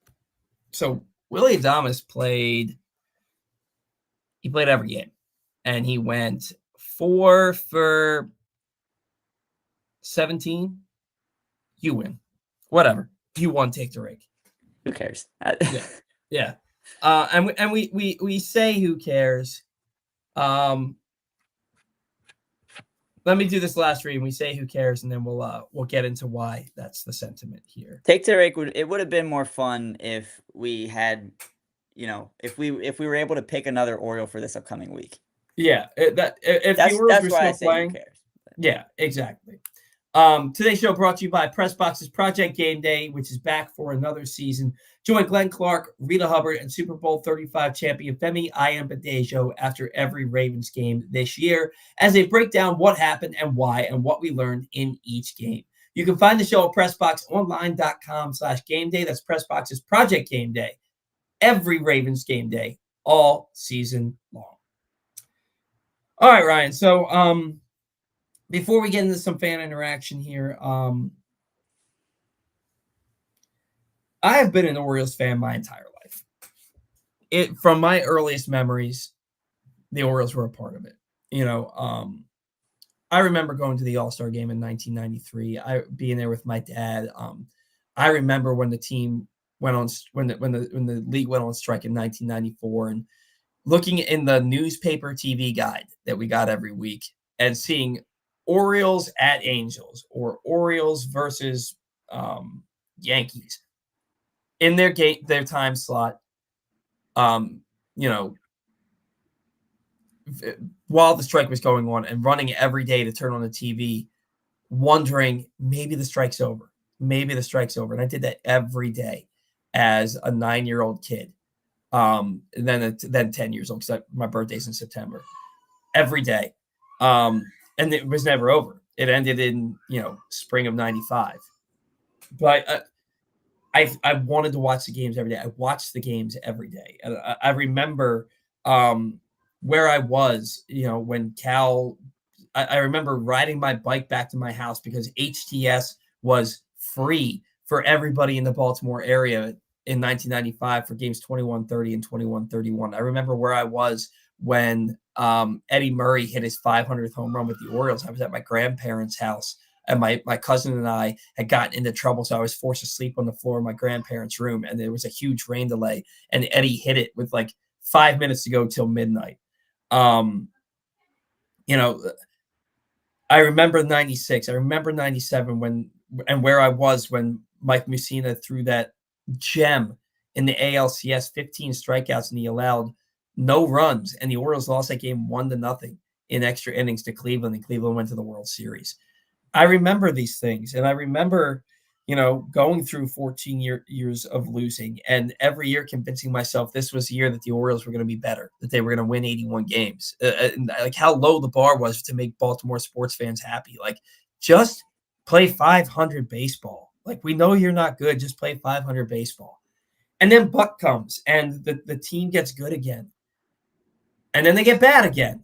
And Buck gets fired. And then we have Brandon Hyde and Mike Elias and this whole new regime. And now the team's good again. And I have to tell you, man, I've seen a lot of losing baseball in my life. And I've seen not a lot of winning baseball, but enough winning baseball to know what it feels like, right? And I've been very critical of this team the last 2.5 years. And to the point where people are judging the type of person that I am based on my baseball takes. And I've been called a lot of names and attacked a lot for my opinions on baseball. And my opinions I don't find every negative aspect with the team. There are things that I see about this team that they shouldn't be losing ball games the way they were losing ball games. They had, like, if the Orioles were losing games where they scored 5 runs, but they gave up 7 because 4/5 of their rotation was hurt for the entire year, or, they're blowing games in the 9th inning because their bullpen is just terrible. Like, that's one thing. When they're losing games because Colton Cowser hits 180 for 3 months, or they go a 2-week stretch where they average less than 2 runs. They scored 21 runs in 11 games in an 11-game stretch in September. Like, when they're losing games like that, this team is too talented to have that happen. They just are. And of my entire life, this season was the most taxing and the most exhausting for me of any season I've ever been a part of. The only one that was close, and I mentioned on the show before, was 2002 when they were 63-63 and then finished the season 4-32. That was the only one that was close. And that's all for me to say, like, I need a break. I need to take a break because I don't agree with bringing back Brandon Hyde, but and I'm not going to hide from that. And I don't think that I was overly critical. I think I was just the right amount of critical. Like the things that I found that I took issue with the Orioles this year were ultimately what was their downfall. And but social media is a hell of a thing, man. And the cesspool that is Twitter or X, or I know it's called X. I can't wrap my brain around calling it X. I'm sorry. So that's why I say Me Twitter neither. or X, even though I know what it's called. Um, there's a lot of people that I have over 2,000 followers. There's a lot of people that follow me and like me and support me. And there's a lot of people that follow me and don't like me and don't support me. And I don't know why they follow me. And then there's a lot of people who see my posts and they think I'm an asshole. Part of my language, you know. Um, and the judgment on me as a person because of how I feel about the Orioles, which by the way, I love the Orioles more than just about anything in my life that isn't my family. The It's exhausting and it takes a toll on your mental health. And I need to take a break. I can't sit here and talk about this team for a little bit. Um, it's too hard and it's affecting me in ways that it really shouldn't. Baseball shouldn't matter like this. Baseball should be a hobby instead of consuming my life. And it started to consume my life. So I need to take a step back. And when I say I need to take a step back, I mean we're gonna take the show's gonna go on hiatus after today. Um, the show's gonna go on hiatus, and it's the plan is hopefully to come back to just miss the next 2 weeks and come back the final Sunday of the postseason. It might be it's really the first season of the world, the first Sunday of the world. I'm sad. The first Saturday of the World Series. If it goes 7 games, there will be one more World Series game. Um, but I want to kind of reset, refocus, kind of think about how I, you know, ingest baseball in my life and how I react to baseball. And I need to make it less of an all-consuming thing. I've got too many other things going on in my life to let it consume me the way it did and let it affect me mentally and emotionally the way that it did. So I want to kind of recharge my batteries, regroup, come back at the end of the postseason, and get into the offseason, really with my passion reignited because I've lost it. I still love the team. I still love going. I went to the game on Wednesday. I still love the team, but that passion is that flame is it's burning out right now because I'm burning out. So, and what I will say is that when we do come back, it's going to be a different we. It might not be we. It might be just me. Um, we haven't really decided on the direction of the show, how we're going to move forward with it. If we're going to move forward with it, well, I don't know. Glenn and I are talking on Monday about the direction and future of the show. But Glenn's the one who said hiatus. I'm the one who reached out and said I need a couple weeks break, and I think that it could be good for both Ryan and I. Glenn's the one who said hiatus, so I think that they would like me to come back and keep doing the show. But Ryan will not be coming back with me. And Ryan, this was your choice.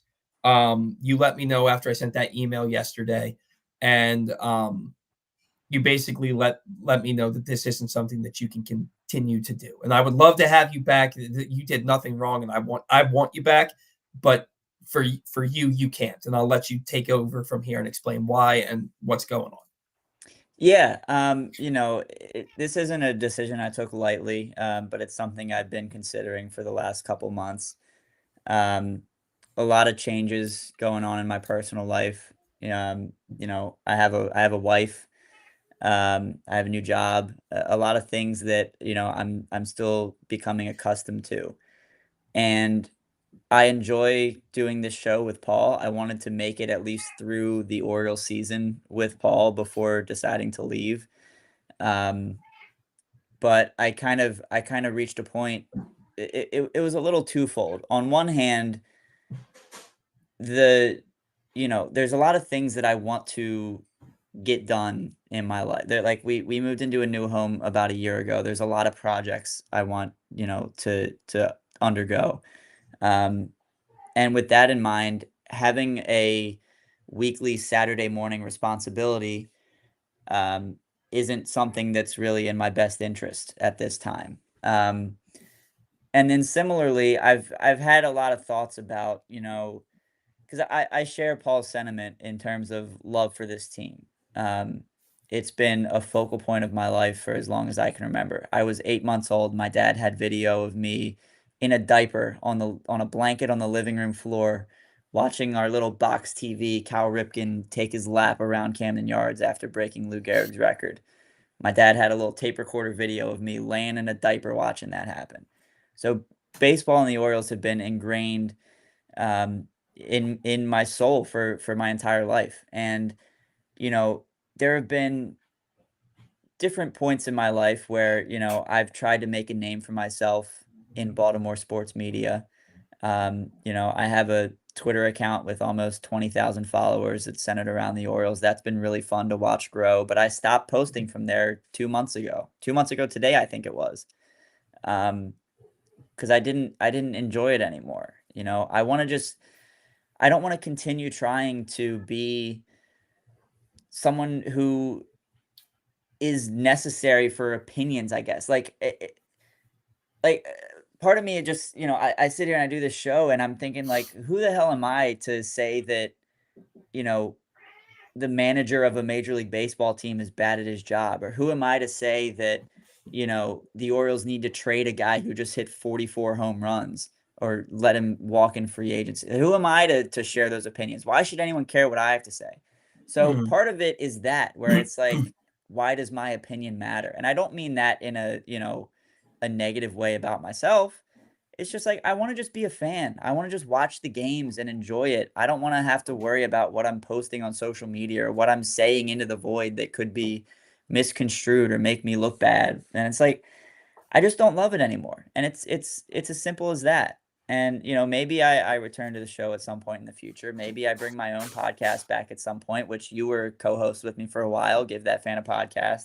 Maybe that makes a return at some point. But for right now, I simply have other priorities in my life. And, Mhm. you know, this team for the better part of the last 4 months has sucked the life out of me because we have these high expectations and we want so badly for them to win. And like I said, we just made the playoffs twice in a row for the first time that I can remember in my life. That's huge. I don't take that for granted, but I want to just sit back and enjoy it.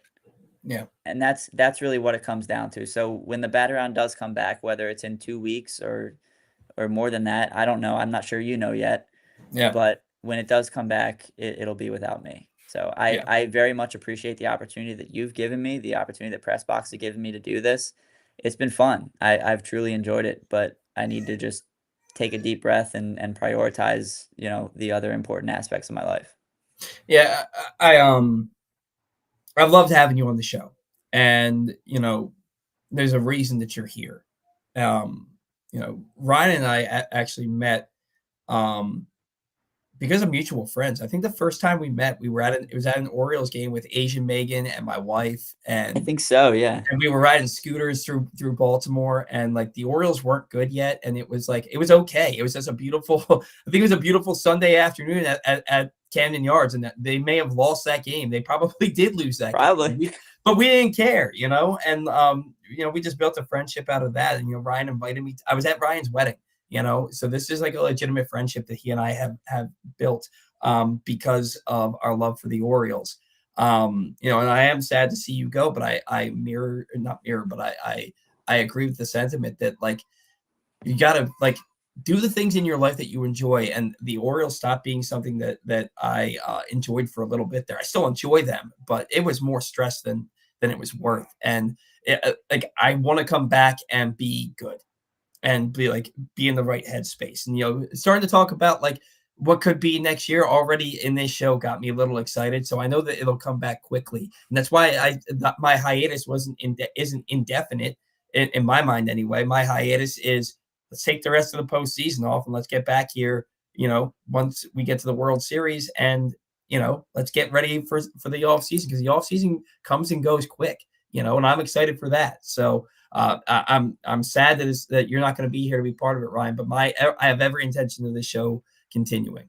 So we will see how it goes from there. Um, Thank you. Thank you for everything that you've done, all the help that you've done. There were plenty of nights where like I was working in the restaurant and I couldn't get to the notes, and Ryan put together the entire show. And I've never had a co-host that's been able to do that for me before. Zach put together some shows every now and again, like if I wasn't going to be there. But if I was as the host of the show, I had to put together a 2.5 hour show. I'd never ask anybody to do that for me. So I would get off work and be up till 3 o'clock in the morning, sometimes putting together a 2.5 hour show, which is one of the reasons that the 2 hour iteration of the show ended. But Ryan, you stepped up to the plate and you've been a great co-host, and I greatly appreciate everything you've done, and you will be sorely missed. So thank you. Thanks, man. Yeah, thank you as well. Should we go into comments? Do you want to read any of these comments? I was kind of reading through them as they were coming in, or at least taking a look at them. I think a lot of it we kind of covered throughout. It seems to me more people just kind of sharing their opinions. So I'm not sure there's a ton for us to elaborate on. If you want to run through it, you can. I'm fine either way. So, why don't we just read them and move? Okay. Because I don't like they put the comments on here. We interact the last show of the season. We're not gonna. I just feel like we should just read through them and then move. Randall Hyde pitching to the best RBI hitter in baseball with a man on third in both games should be fired. Don't disagree. Randall, both games go extra innings if Hyde walks with a man on third. Don't disagree. Randall, Hyde and all batting coaches should be fired immediately. I don't think that there's a chance that they bring back the hitting coaches. I don't see how you can. I don't see how you can. Randall, man, playoffs. Randall's on a roll here early. As they should be. Coaching was atrocious. Yeah, the pitching, 3 runs in 2 games. The pitching did its job. Even though we had our feelings about Hyde with pitching to Witt, the pitching did its job. O should sign Burns. Freed. Man, the only name you didn't misspell was Soto. Spend now for the next 6 to 10 years. I'm just giving you a hard time, Daniel. If they sign Burns, Freed, and Soto, I don't know how they're not World Series favorites next year. Agreed. Daniel Pitts. I had so many flashbacks to the 2014 Royals series during this series. Dink and dunk hits to beat us by 1 run. It was so painful. Dude, the first batter of the first game hit a broken bat bloop single, and I wanted to jump out of the upper deck. Oh my, yeah. I saw it. I literally I said, are you effing kidding me? Like, oh my gosh. That's what 2014 was. Yeah, 100%. 100%. We've lost 6 of our last 10 postseason losses were to the Royals, and those 6 games we lost by a combined 8 runs. The most runs you can lose a baseball game by is 1. Yeah. Yeah. It's just remarkable, man. Ridiculous. Randall, the players were not mentally prepared. I hold Hyde and coaches responsible. Somebody brought up something about mental health coaches for the team, and I think that they have them. I don't know how, but I don't want to get into it. But there was something like the players were beat. It's a 1-run game and they were beat. Everybody was trying to hit a home run. The whole offensive philosophy and the way that it's not for me to say. The offensive philosophy, I can comment on that. The offensive philosophy has got to be different. They've got to be more. We need cap-to-cap hitters on this team. You don't need 9 guys that can hit 240 with 40 home runs. That would be cool to have 9 guys with 40 home runs, but that's not logical. Daniel says, the way this series played out, it really feels like we could have used Bradfield as a pinch runner. 1 run would have made a huge difference. That's hindsight being 2020. They were never going to bring and they had Jackson Holliday, and Jackson Holliday was the second fastest Oriole all season in sprint speed, and they didn't use him once. Yeah. So if anything, it highlights the importance of what Jorge Mateo could have been for this team. Yeah. But they're not starting Bradfield service time. I'm not sure he's even a big leaguer next year at all. So they wouldn't. I don't think they would start it yet. The fact that he's in the conversation, he had a really nice season this year. I think at 2 different levels is nice for this team. Sure, this team needs to learn how to bunt for a bag. Most teams don't do that anymore. I think that small ball should still very much be a part of the game today. It's not, unfortunately, but I think in a situation where you lose both games by 1 run each, the fact that there wasn't small ball played, I have a problem with. I do. With Mullins leading off with a double in the first game in like the fifth or sixth inning, and it was McCann comes up and he strikes out. McCann, like they talk about how good of a bunter he is, and why is he not bunting in that situation? You've seen how much your team is struggling offensively, and you see how much your starting pitcher is dealing. Scratch out some runs. I think that needs to be part of this team's identity is their ability to scratch out runs. I honestly don't know how you guys are recapping the games. It hurts me to even think about them and all the mistakes. Well, that's why we're taking a break. It sucks. That's why we're taking a break. Randall, I can easily count 10 games Hyde pissed away with bad decisions. I could, yeah. O should have won the division even with all the injuries. Look, if the Orioles were completely healthy, they win that division by double-digit games. Like the Yankees were so bad, and they won the division by 2 or 3 games. I think it was 3 games. The Orioles should have won that division by at least 10 games if they were healthy, and they would have, and they'd still be playing right now, in my opinion.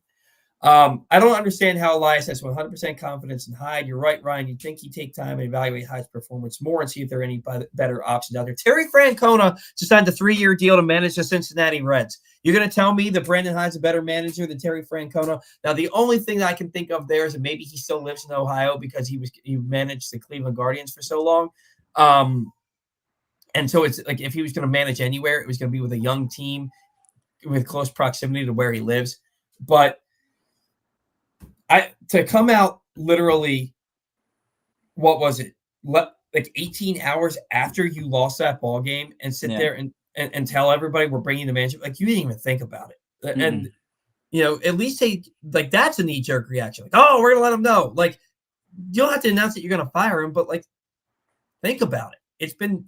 And maybe you have. It's been too short of a time span for you to just sit there and say definitively this guy's coming back. Randall, it was an amazing year, but Hyde got in the way with bad decisions. Okay. Sorry, guys, the NFL is rigged. The NBA is rigged. Randall, man, you were on one today. All right, Adit, prediction. They bring back Santander, 3 years, $75 million. Sign Justin Verlander, 1 year, $20 to $25 million with an option for 2026. Sign Austin Hedges and Paul Goldschmidt. Austin Hedges cannot hit. He cannot hit. We got upset when we would see McCann in there, and we know how much they play the backup catcher on this team. Austin Hedges, one of the better defensive catchers in all of baseball. He hits like 160. He cannot hit a baseball. You were mad at Adley for what he did the last 3 months. Imagine how you're going to feel watching Austin Hedges play 2 times a week and play in a game when the Orioles need a win on a Sunday. I do want to say to Adit's credit, he did say prediction. This doesn't necessarily mean this is what he wants to see. I could see, it's not a bad prediction. I agree that I don't want any of this. I mean, Santander, I would love to have back. We talked about that already. Verlander was brutal. Why are we bringing Paul Goldschmidt had by far the worst season of his career. Why are we bringing in a 41-year-old starting pitcher and a 36-year-old declining first baseman? And Paul Goldschmidt, the fall off was dramatic. I don't think he's as bad as he was this year, and he hit really well down the stretch for them. But I don't think that Paul Goldschmidt is going to get back to being a 300 hitter with 30 home runs here. And I don't think that. And I think if he wants his career to continue, I don't think he wants to play in a stadium like Camden Yards. I don't think so either. If this is the Orioles offseason, my level of confidence in the front office and the ownership group is going to go down the toilet. 100%. 100%. AJ, the new owner's weak sauce scripted comment tells me a lot. If I had just spent $1.7 billion on a team and they score 1 in the playoffs, I'd be throwing chairs and calling in Elias and telling him either you fire him or I will now. This is that long comment. No, it's not. Either you fire him or I will now. I thank God that we have at least one alpha owner in Steve Bisciotti. Steve Bisciotti doesn't throw chairs either, though, man. He doesn't do stuff like that either. Right? Steve Bisciotti's watched John Harbaugh coach his football team for 17 years. Yeah. And Lamar Jackson, oddly enough, saved Harbaugh's job. I don't need anything demonstrative from Rubenstein. I will pass judgment on him if we get to spring training and they haven't spent significant amounts of money to improve this payroll and improve this ball, to increase this payroll and improve this ball club. Yeah. I don't need him to do anything demonstrative. Like just what he said was, we're going to need to spend money, and we will. Is basically what he said. Yeah. To this point, I want from my owner to do exactly what he did this year, which is show up at the games, be engaged with the fans, give out free stuff, take pictures, shake hands, kiss babies, and integrate himself with the fan base. That's what he did, and I think that's awesome. Yeah, and now he has this off season. We'll say a lot, but if we're having the same conversation in 2 years, then yeah, absolutely. But and there's now, also I think he's done great. And we looked at the offseason at the players available. There's not a lot of guys to spend a lot of money on, and there's other teams that want to get better too. So I just want to hear that they're putting out competitive offers. Yeah. I don't want to hear, we just kind of fell short on an offer. I want to hear what the offers are, and I want them to be competitive. AJ says, why not give Buck Britton a shot? Maybe one day. I think that he could have wow. Maybe he would be great, but he's never Brandon Hyde had never managed a big league team before he came over here. Buck Britton has never managed a big league team. Buck Britton has never coached a big league team. Yeah. Maybe he'd be a fantastic manager, but we don't know. It's going to say a lot if Buck Britton's on the coaching staff next year. Yeah. And maybe he will be. Daniel, I say we let Santander go. He's just not worth what he's going to command in the open market. This will be a horrible contract for the Orioles if we do it. The problem is we don't know what the market's going to look like. We don't. There are years where players get massively overpaid, and then there are years where all Scott Boris's guys are signing in the middle of March for way less than they're worth. We don't know what the market's going to look like. Not to mention, well, I guess the guy doesn't hit in April and May, and he didn't hit in August and September this year. Like 209 in those 4 months, that ain't cutting it. Mm-mm. You're basically you're going to pay him for 2 hot months that he had in the middle of the summer. We'll see. If they bring him back, I'm good with it. If they don't bring him back, I need to know what moves they're making before I can tell you if I'm good with it or not. AJ, Santander is a high guy, so for that reason alone, I don't want him back. Well, that's just spiteful. Randall, Verlander should retire this year before he self-implodes and puts a stain on a solid career. Kimbrel effect. AJ, I guess Paul was right that if we played the Royals, we would lose, and I was right in that if we played the Tigers, we would lose even more badly. You can't say that. I don't know that that's the case. You have to wonder if the Orioles were going to be able to hit anybody. I think that's a fair thing to question. Daniel, Santander is a career 246 hitter with a career 307 OBP. You don't have to tell me. I know batting average is antiquated, but on base percentage is not, and he's fallen short in both those categories. Sorry, I'm breaking up cat fights over here. Sorry. Daniel Pitts, I think Corbin Burns is going too with someone like Max Fried replacing him. If you replace Corbin Burns and Max Fried, I'm okay with Corbin Burns being gone, but I'd like to have them both. Yeah. Selfishly, I'd like to have them both. And I like Corbin Burns, and I know it seemed like I didn't, but I like Corbin Burns. If they bring him back, I'd love to see it. But I'd also love to see them bring in Max Fried if they can't bring back Corbin Burns. Corbin Burns. His name is just fun to say with an accent. Corbin Burns. Anyway. AJ, I would like to see Burns. There's an E in Burns' name, guys.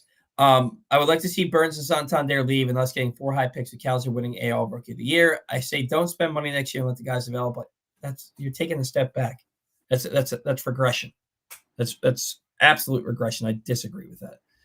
I think Burns signs with the Angels. He is from Bakersfield and grew up an Angels fan. But he wants to win. And they have no sign. They had the second worst record in baseball this year. And they've shown no signs. They got swept by the White Sox in their second to last season of the year. There's no signs that they're going to win. You can be a fan of a team all you want, but you're not going to go there just because you love them. Like if I was a great player and the Orioles wanted to sign me, I would need to know for certain that they have a chance of winning in the very near future. And I don't think that the Angels can say that. They can tell them their plan, but I don't know that you can believe it. And if he's that big of an Angels fan, he knows not to believe it. Yeah. When Burns is like 38 with a ring already, then maybe he'll go to the Angels on a 1-year deal to close out his career, play for his hometown team. there's 0% chance he's signing with a team that is that uncompetitive at this point in his career. And they clearly have no idea what the hell they're doing. They Yeah. drafted 20 pitchers with their 20 picks in the draft in 2021. 20. AJ, I love McCann. Would like him back. I agree. We oftentimes, I think because the backups play so much in Baltimore that we oftentimes forget that, like, they're not supposed to be great. That's why they're backups. Yeah. And McCann is a hell of a lot better than a lot of them. Daniel says, I think James McCann comes back on a 1-year deal, and around the All-Star break, Basayo comes up as a backup, and McCann is traded. I don't know that Basayo is ever a backup. If he's going to come up here, he's going to play every day. Or at least he should. You can't say that with anybody with Brandon High running the roster or the team in the dugout. AJ, I would also like to see Gunnar at third base. That's not going to happen either. Gunner's your shortstop. And that's how the Orioles fear. That's what's going to happen. You guys forgot Sir Anthony. Ryan brought Sir Anthony up. He must have put this comment in right before you brought up Sir Anthony. But we did mention him that we think his option's getting picked up. Daniel, I heard people say Means will be signed by Kansas City on a cheap prove-it deal. They are his hometown team. Maybe, but he's not going to pitch for half the year next year. And I think that the Orioles would do right by him by signing him to a 1-year contract with a player option. And if he signs with Kansas City, all the best to you. And I hope that they lose 110 games, but you win 15 of them. Daniel says Mountcastle's gone. We just don't have a space for him, and he's too injury prone. O'Hearn will definitely have his option picked up. Hyde loves him, and he will platoon with Mayo. I will jump off a bridge. I won't jump off a bridge, guys. Just like Ryan said that he wants to go out and nuke the 2 stadiums out in Kansas City. It's rhetoric. I'm not jumping off a bridge. It'll make me want to jump off a bridge if that's the case.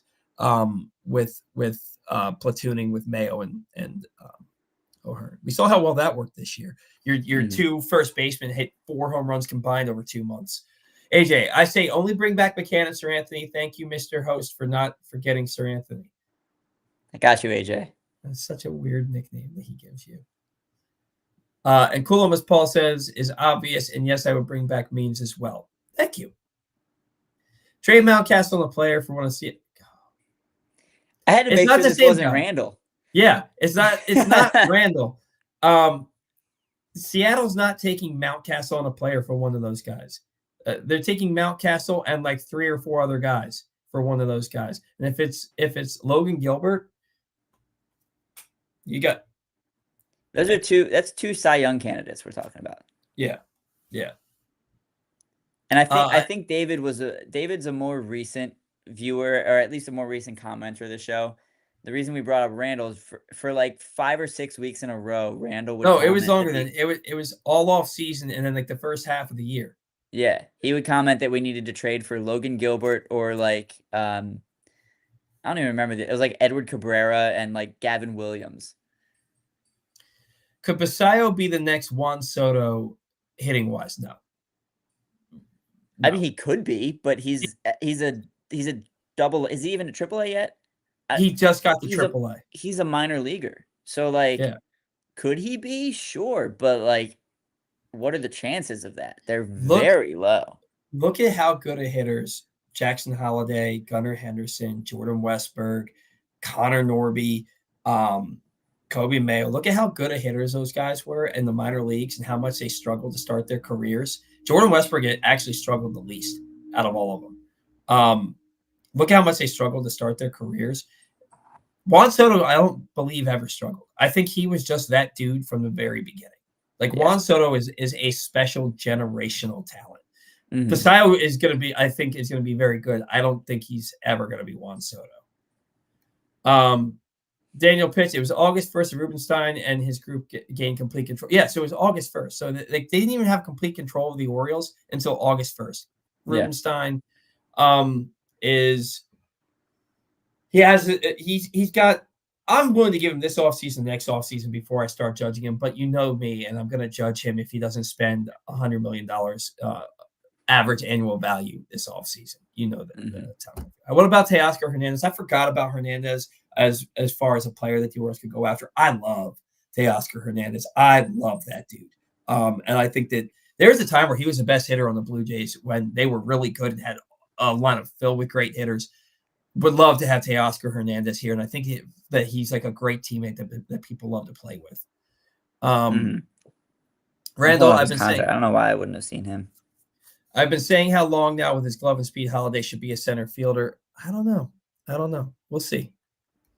Yeah, Teoscar is an unrestricted free agent. I don't know how I missed him when I was putting that together. Daniel Pitts, if you know what though, our friend Zach over at Picktown Sports, he didn't have him on his list of players either. He missed him too. It happens. If Adley continues to struggle as a left-handed hitter, does he do a reverse Mullins and switch to only right-handed hitter? Maybe, but probably not. You don't see that too often. I don't think it would be in Adley's best interest to become a full-time right-handed hitter at Oriole Park at Camden Yards. I agree. I would love AJ says I would love Alonso and O'Neill in the middle of the lineup. I hope we stay the bleep away from Profar. I follow the Padres very closely, and he's having the flukiest of fluke years. Watch him get exposed versus the Dodgers. I kind of feel the same way about Profar. I've never been a big Profar guy. You could be right. I mean, it took him until he was, I think he's 31. He might be 32 now to ever have any kind of productive year.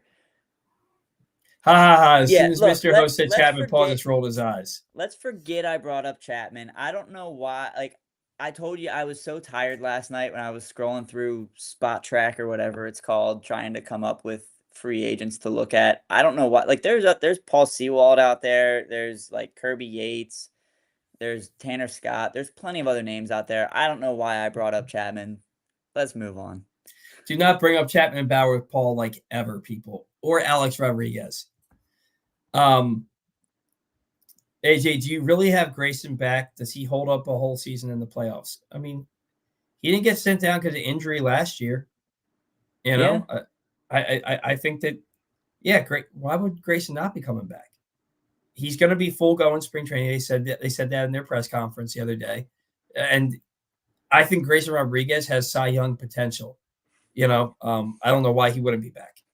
I think he starts 28 games next year for the Orioles. That would be awesome. And the playoffs. He might be your game one starter if you don't have Corbin Burns in your rotation. Yeah. AJ says he is Mr. Host for being Podcast Jeopardy host, by the way. I love that, man. That was so much fun. And it wasn't Jeopardy. It was Family Feud. But it's Feud. interesting because if I bring it back, like if I try to run something like that again, it would be Jeopardy. It would be Jeopardy. As soon as the Family Feud ended, I started a spreadsheet of like Jeopardy style questions that I think would be really fun. Ryan asked me some of them, and some of them were. I consider myself like kind of like an Orioles historian, and some of them really stumped me. I think that might be why Eric Garfield hates me so much, because we were in the finals against him and they won, and I don't think I could hide my distaste and disdain for the fact that they beat us on my face. I tried to say the right things, but I felt so like I was so irritated that somebody like that beat us, and I don't think I could hide that. And I think he may have hated me ever since. It wasn't like they shouldn't have won. Anyway, you guys are going to be able to see this whole comment. This is the longest comment in the history of this show by a wide margin. So this is from Norm Russ. They have a million issues that need to be addressed, perhaps the biggest being the ability of their scouting and player development departments. Newsflash, the supposedly best farm system in the game hasn't produced much to date, and the GM has been played over the last 2 seasons at the deadline. They have a million analytical geniuses in the organization, and very few, if any, baseball men who know what a sound, fundamental baseball player with grit and a winning spirit looks like. Jordan Westbrook. Until that is fixed, you're simply rearranging the deck chairs on a team that hasn't won anything that matters in over 4 decades and hasn't won one stinking playoff game in 11 years. Talk is cheap. How about the $4 to $5 billion owner and his group commit to winning and prove it for a change? What a concept, huh? I was with you until the very last part. Rubenstein hasn't had the opportunity to do anything with this money. He hasn't had the opportunity. This offseason, that starts. So I'm reserving my judgment till then. Daniel says you will be missed, Ryan. You absolutely will. Thanks, Daniel. Randall, I wish both of you guys the best and blessings. A man can't do anything before he fixes himself first. And let's just want to point out there that we're not broken. We just don't want to get there. you Right, know? and this isn't a decision we made because the Orioles got knocked out of the playoffs. Like, this isn't a fair weather fan kinda thing. Like I Mhm. said, this is something I've been considering for a couple months now, like, since I stopped posting on my Orioles social media account because I was just exhausted from it. Um, and Paul just needs a little mental reset. It is Yeah. like I'm you coming said, back. it's like a 2-week break maybe, you know? Yeah, At least it's that's the idea.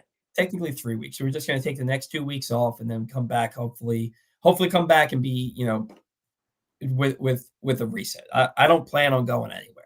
Yeah. But I'm not trying to scoff here. Randall, is a very nice sentiment, and we certainly do appreciate it. Thank you. Thank you for being a consistent viewer and listener of the show, and for giving your take and giving your comments. And we don't always have to agree, but the fact that you keep coming back and you keep you know, sports are funny like that. That like we aren't always going to agree on stuff, but like some people take it, and one of the reasons I need a reset is some people take it so far and away beyond where it needs to go. It's like I don't think they should have a section named after Colton Cowser before they do it for somebody like Gunnar or Westberg. That doesn't mean that you should like tell me that I'm a piece of crap and that I don't deserve to have a family or something. You know what I mean? Yeah. Like why is that like what happens? So, but no, Randall, thank you so much for just being so consistent with us and tuning in. You're a part of this show and we really appreciate it. You all are. A lot of you guys continue, Daniel, AJ, Adit, David, you guys comment a lot, and we really appreciate you tuning in. Yeah. Need to stop swinging for the fences. Chris Henneman says that. I agree, and Mike Elias agrees too. David says Basayo ended on a tear in Norfolk. He'll probably be there for at least half the year in 2025. We'll see. We'll see. I don't think that Adley's going anywhere, and I don't think that they bring up Basayo to be a backup. So, but I've been wrong a lot before when it comes to Be stuff like interesting to that. see how it So, plays out. yeah. David Westberg is the heart and soul of this team. When he went down, the team went south 100%. And two more comments. These are the last two. Even if you get another comment in, these are the last two. Jim Palmer is the Orioles historian. He threw. What is that? Is that a boulder? He threw a home run to Sal Bando in Game 3 of the 1974 ALCS and gave up only 2 hits and lost 1-0. And he can remember. He can remember that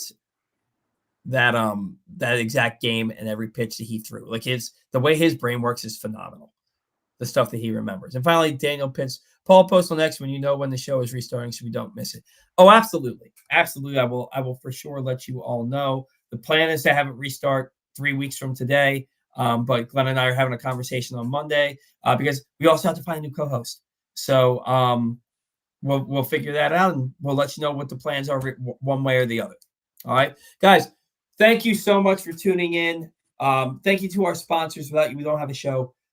To all of our loyal listeners, viewers, fans, whatever happens with the show moving forward, without you, we certainly 100% do not have a show. Greatly appreciate you tuning in. And then